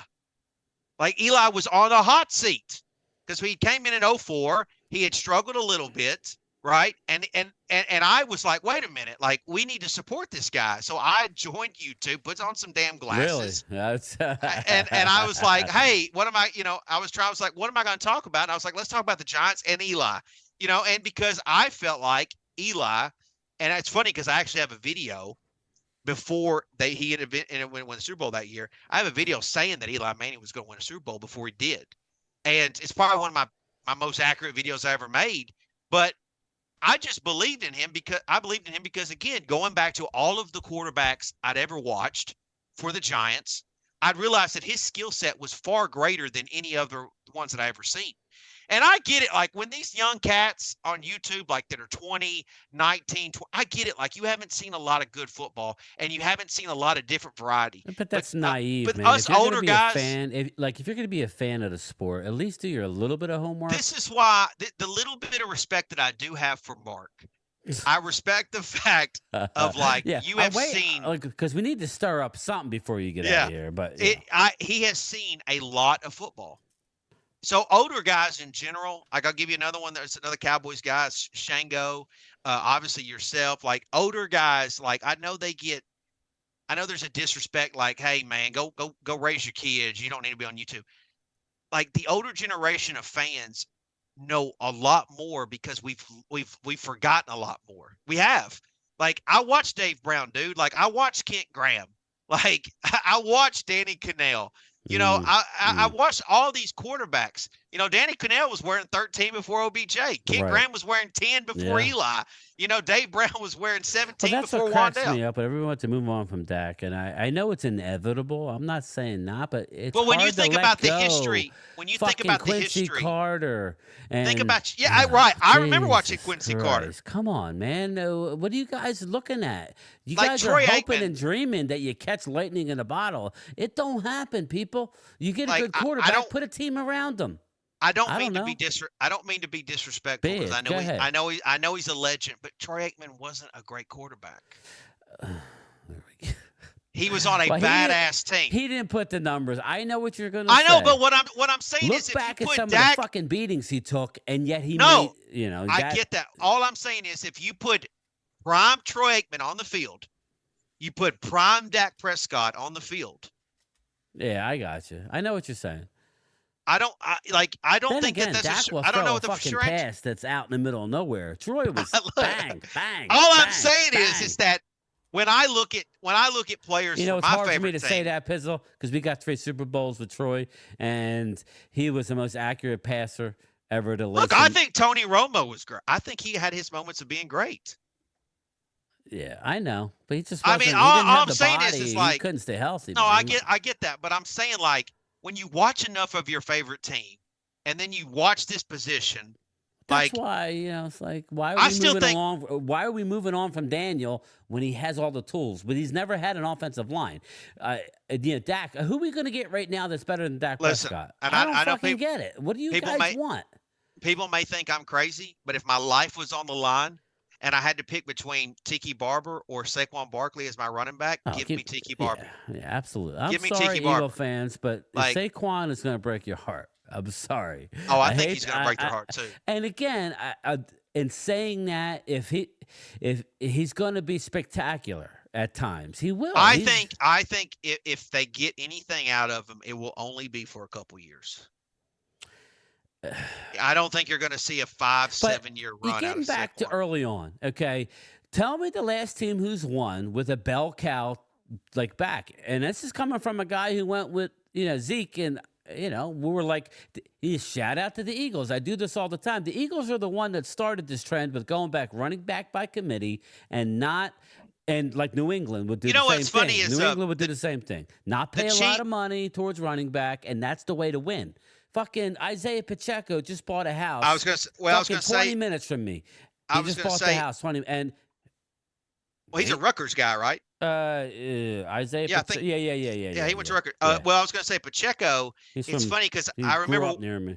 I was watching him obviously with the Chiefs last year and in the playoffs, and I kept thinking, I was like, this dude runs just like Ahmad Bradshaw. He runs hard. He runs hard. Yeah. And that to me is what I should want in a running back. I should want a running back who's going to punch you in the mouth, right? A Brandon Jacobs, a Derrick Henry. Like, you want a guy that can punch you in the mouth, and then you want another guy that can come in there and do something else and bring it. And you want a fastball and a curveball.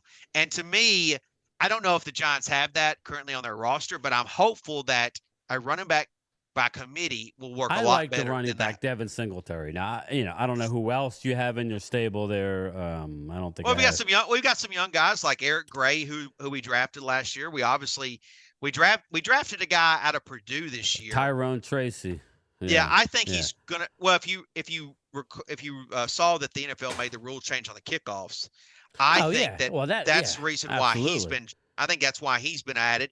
But a guy like him, for example, who knows? Like, maybe he comes in and is a key part to our running back core. Like, you asked me about the draft. Like, losing Xavier McKinney. Like, I liked Xavier McKinney. He played every snap last year. He was a tackling machine. He had a little ATV incident. But I love other who than you that, got, though. I like the guy out of Minnesota. Tyler Nubin.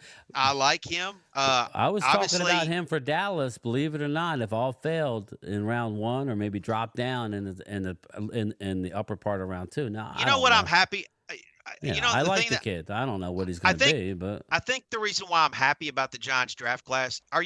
Obviously you're familiar with the where they bring in the top 30, 35 players. Yeah. Well, you got the 30 visit. Dallas has the Dallas Day. Yes. Yeah. So the reason I say that is because when you look at all the guys that the Giants brought in, they drafted a majority of their draft was guys that was on that list. And so a lot of ways it was a cheat sheet for who the Giants potentially was going to take. Well, I used that when I went to Dallas, and even though they threw me for a curveball, normally they draft a lot of guys that they bring in. Well, but that to me is the reason why I'm excited, because they got guys who they had their eye on. And you you sit down, you can have a conversation. They know these guys. So even like a Theo Johnson, for example, like they even brought that guy in. So I'm excited, man. I'm excited about the Giants draft class. I'm optimistic. I think every team's probably going to be optimistic about this. Is the optimistic time of year. Again, the Eagles have won the offseason again, okay? And like the real people understand that that you have a trash secondary right now, okay? They're trying to unload a Bradbury. They'll probably end up cutting Bradbury. I think they did a wonderful job. But again, Pizzle, you could have done the same thing by taking guys who fall to you. Eagles were desperately trying to trade up into the first round to get the guy that they got at 22, I guess. So, I think the Eagles have definitely been fortunate. Nothing against the guy from Toledo, but when he went to the Senior Bowl, I heard he looked average because he's from a small school. Now, again, I think they hit a home run with drafting the name that they want. They got the white cornerback, not since the Giants. Gene, Yeah, but who was the Giants cornerback? Yeah, but my point, like, that man's coming out of a college where he wasn't even Caitlin But who Clark was the Giants' white corner? And I'm not trying to get racist, but Jason Sehorn. There's not a lot of white corners out there lighting it up. Yeah.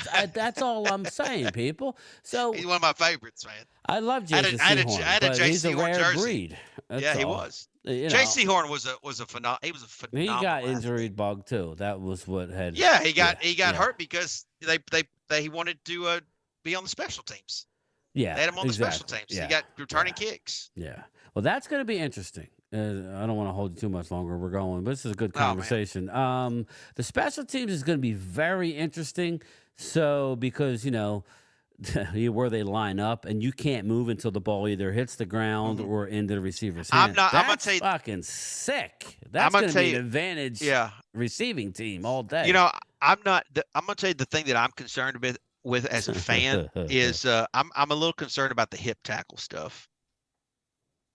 The new rule that they wrote. They brought in. Yeah. Well, yeah. This I'm not game's the kickoff thing as it is. Yeah. The kickoff thing. I'm interested to see how it plays, but I'm very concerned about because as a fan, you're watching the game and you just don't want to get screwed because of officiating.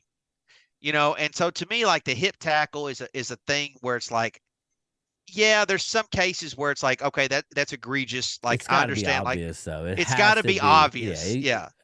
Like even like if like I saw some, if you go back and you watch the Titans Super Bowl where Dyson was short by a yard, it's like, is that a hip tackle? Like, because if that's a hip tackle, then they get an extra play to try to win the game. Like that's probably one of those deals where they over officiate it in the regular season, and then come playoff time, you won't see it called type of shit. Which is annoying, but whatever. Which I get the idea because like we want our star players to continue. Yeah. Like I don't want Malik Neighbors to get to no. Have I get that, but at the same time, it's like, man, I don't want to see bad tackling either. Games because people are worried about flags. Well, I know, not to be fuddy-duddy, but the one thing I don't can't like hit the head. Like the one thing I don't like about the game is, okay, we're all holding our breath when the ball's in the air, when it's incomplete. Either we're all looking for a flag, or I think the game is over officiated, and I think that remember back in the day with Joe Montana, the drive. There's not many drives anymore. Now it's the flag, the penalty to put you down into field goal range. Yep. I just don't like that. And then on top of it, I mean, kickers now are better than they've ever been. Oh yeah, they can hit. I mean, they're hitting it from 60. mid. Yeah, they're in the middle of the damn field. Yeah. I mean, it's ridiculous. So it's like, I don't know, man. I'm a little bit worried about that aspect too, because the last thing I want is the Giants to be on the brink of beating the Cowboys. And then we get a hip tackle that gives you the chance to kick a game-winning field goal. And I'm like, oh, okay, this is great. And so, yeah, man, I'm excited about the season. I'm excited about the off-season moves. I'm optimistic. I'm excited about the schedule coming out tomorrow. Yeah, what do you got going on? Are you going to be going live soon? Are you going to be doing a show about the schedule? I'm definitely going to be doing a video tomorrow night about the schedule. Because I want to digest it. I want to consume it. I want to look at obviously games that I could potentially go to. The Giants travel to Atlanta this season, so that's hopefully if they don't put that on a bad weekend, that's an easy trip for me. I want to come up to MetLife and I want to go to rival games, right? I want to go to see them play the Cowboys. I want to go see but it's all dependent on scheduling of when they do those things. And so I'm eager to see that. I'm eager to see how they organize. I don't know about for you guys, but for the Giants, like I'm eager to see how we organize our games. There's a part of me because I think it's super important because when you look at our defense, we're going to potentially have a lot of young guys in our secondary and obviously we have the addition of Brian Burns, and I think our pass rush is going to be better, but I think we're going to need a month to get in our groove defensively. So I'm hoping that we don't have like these high powered offense first out of the gate, because I think it's going to take a little time to mesh. Offensively, I think that there's, we're going to have to see how Neighbors rolls into there. Hopefully nobody gets hurt in training camp, right? Yeah, but Daniel's going to be coming off the ACL, so I'd like some favorable matchups to start out just so that we can kind of get our feet underneath us. You get those hard matchups early, and then everything gets down, and then the fan base turns on you. It's like, damn, that sucks. So I'm hoping with the extra game, no, there's plenty of time. But I understand what you're saying. It's just like Dallas. We're going to start a rookie left tackle. No, I up get what you're fucking what's his name in Cleveland. There we go. That's going to be beautiful. I get what you're saying. I know. Don't get me. The season's super long. Which, by the way, I like the idea. If they're going to add another game, I like the idea of having 2 bye weeks. That's what I'm saying. 2 bye weeks. I do like Send that because shit out right to March Madness. Let's go right up to it. Let's go right up to it. I will say that, I just want the Giants to be able to get their feet underneath them, and that they can have some momentum, because we didn't get any momentum last year. Thomas, I got you, buddy. We never got any momentum, and I'm hoping that we. Look, and I would like that first to get. Game, I was there. It went from everything was going good, and in a span. But I think that it was game crazy, man. How it just turned, and I'm looking at my son. I'm like, the Giants were just driving. We couldn't stop a friggin' thing. Daniel was slipping out of the pocket, making throws on the run, going down, and then it all changed. It's just crazy, this game. I think when you're look, Dable was in his second year, and he's prone to make mistakes too as a coach, right? He only had played the Cowboys twice previous year. So right now the Cowboys have got Dable's number as a coach, or that coaching staff. And we're going to have a new defensive coordinator this year. We're going to have the same offensive who do coordinator. You have as D coordinator? Well, we've got the guys. We got the guy coming from Tennessee, Bowen. So okay. I'm optimistic that when you looked at the Titans defense the last couple of years, they had some really good guys like Jeffrey Simmons, for example. And Jeffrey Simmons was a beast, in the middle of that O-line, that D-line, I'm sorry, which tells me that a guy like Dexter Lawrence could continue to have good years. I expected more of your D-line, and I think it's going to be better. I'm not a huge Thibodeau fan, but I think his upside is huge. But when you add Burns, the addition of Burns. That's what I'm saying. Burns that's is nasty. That's where Kayvon's going to benefit. Yeah, Burns is going to. He's going to get the double team, and that'll help. Thibodeau. I think this is the first time. Since 11-12 that the Giants are actually going to have a pass rush. It's been over a decade since we've had a pass rush. It's crazy to think, but there was a period of time for the Giants that all we did was produce pass rushers. Remember? Strahan, JPP, OC, Justin Tuck. Yeah. It was guy after guy, Barry Cofield. Guy after guy after guy. That was the nasty part when we would play you, was your D line would always get to us, and it was like, man, and that just goes to show everybody, even Eagle fans, it's a team game. When everything comes together, your quarterback gets all the glory, they get all the money, and that's great. But there's not many Patrick Mahomes. That's where Dak benefits from having Parsons being able to get the sacks and change the field position. True. When that. Dak Parsons been getting shit on, I'm just saying, like him, when Dak doesn't have to start from his own 20 and he gets to start from his 35, that 15-yard difference. Oh, that's huge. Is a huge. Yeah, definitely. It's an extra first down you don't have to get. Yeah, definitely. So I'm hopeful, man. All right. Well, listen. It's been a fucking love fest here. I expected, but we really didn't get into it. We got plenty of time for that. We got plenty of time. Listen. Obviously, Mark Holmes is a turd. But second of all, as a Giants fan, I can't shit talk a Cowboys fan right now. You guys have literally. But I wasn't coming at it like that. It's I'm just saying, listen. I want to take a baseball bat to all Cowboy fans right now. But we have. But chainsaw. Yeah, I want to take a damn chainsaw. But But right now, you guys have had our number. Now you guys have dominated far greater than the Eagles have. I know the Eagles have the playoff win. The Eagles would always come into Meadowlands or MetLife and steal your heart, but the fucking. Well, I mean, Deshaun Jackson. Yeah, that's what I mean. They've had multiple miracle at Meadowlands, but we haven't. I mean, with I think Dak, we have we can't beat a Dak. similar foe. I think we're all out to get the Eagles, right? They took Saquon. They're talking their shit about they're gonna run with them. I just think it's gonna be fun. I think it's gonna be a fun season. I hope that all of our teams are in it till the end. And obviously, I want my Cowboys to come out, but we'll see. The Eagles are the reason why the Eagles fan base or the Eagles franchise is the reason why I don't buy jerseys anymore.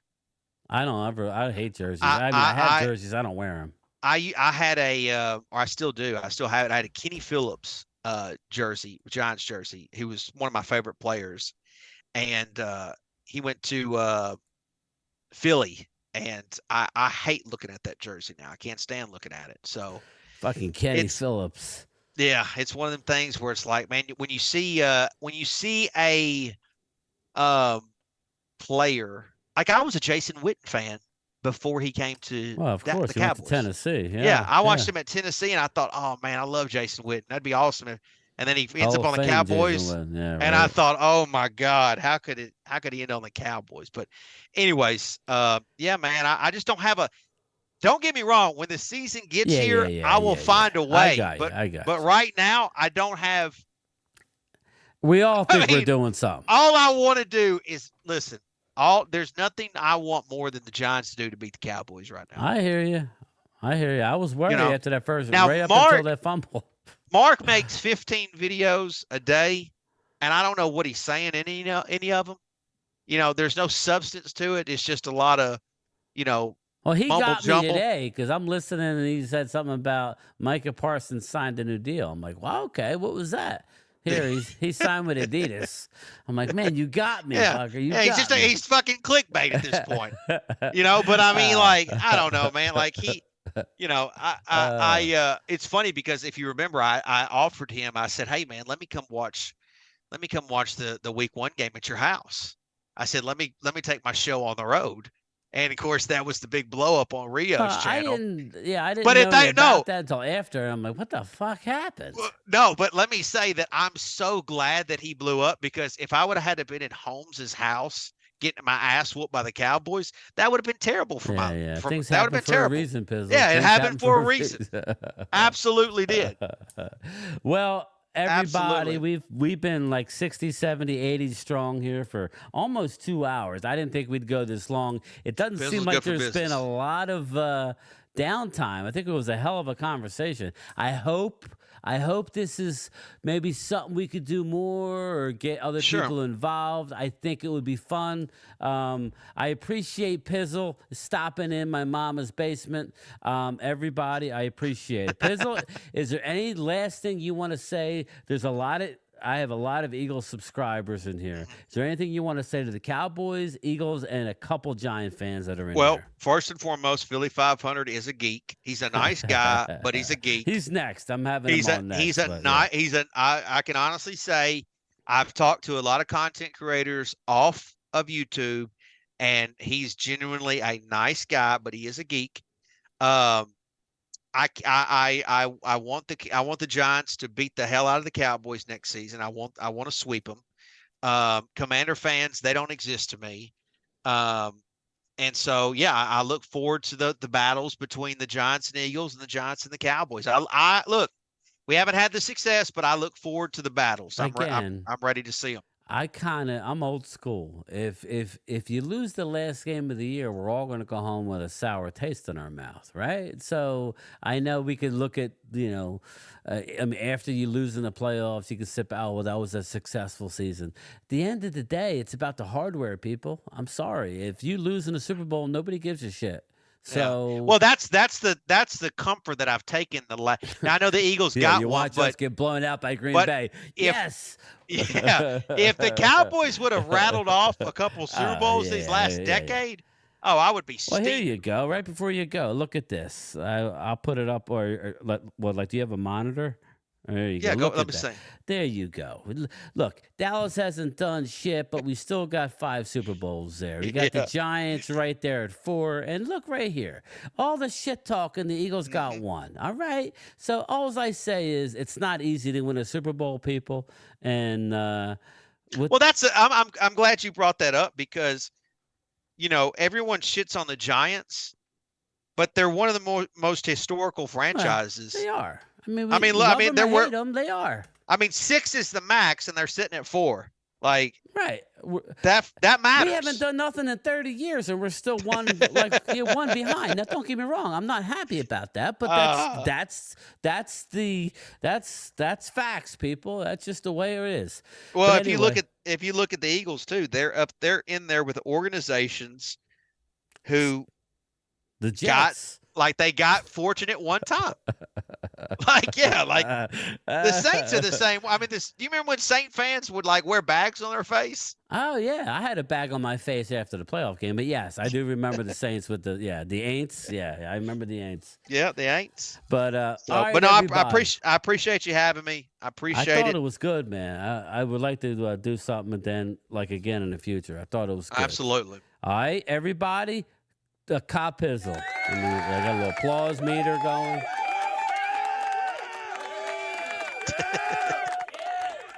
All right, everybody. I am out of here, Pizzle. I'll talk to you, everybody. I'll see you tomorrow night in my normal Wednesday live. I wasn't going to do a live tonight, but Pizzle requested a live. I guess maybe he thought I was going to edit something. If anybody I was like, we're going to do it. Let's do it live. I don't fucking edit anything. This is what you get. But all right, everybody. I'll see you tomorrow night for a scheduled release, 7:45. Later. See you, Pizzle. See you, man.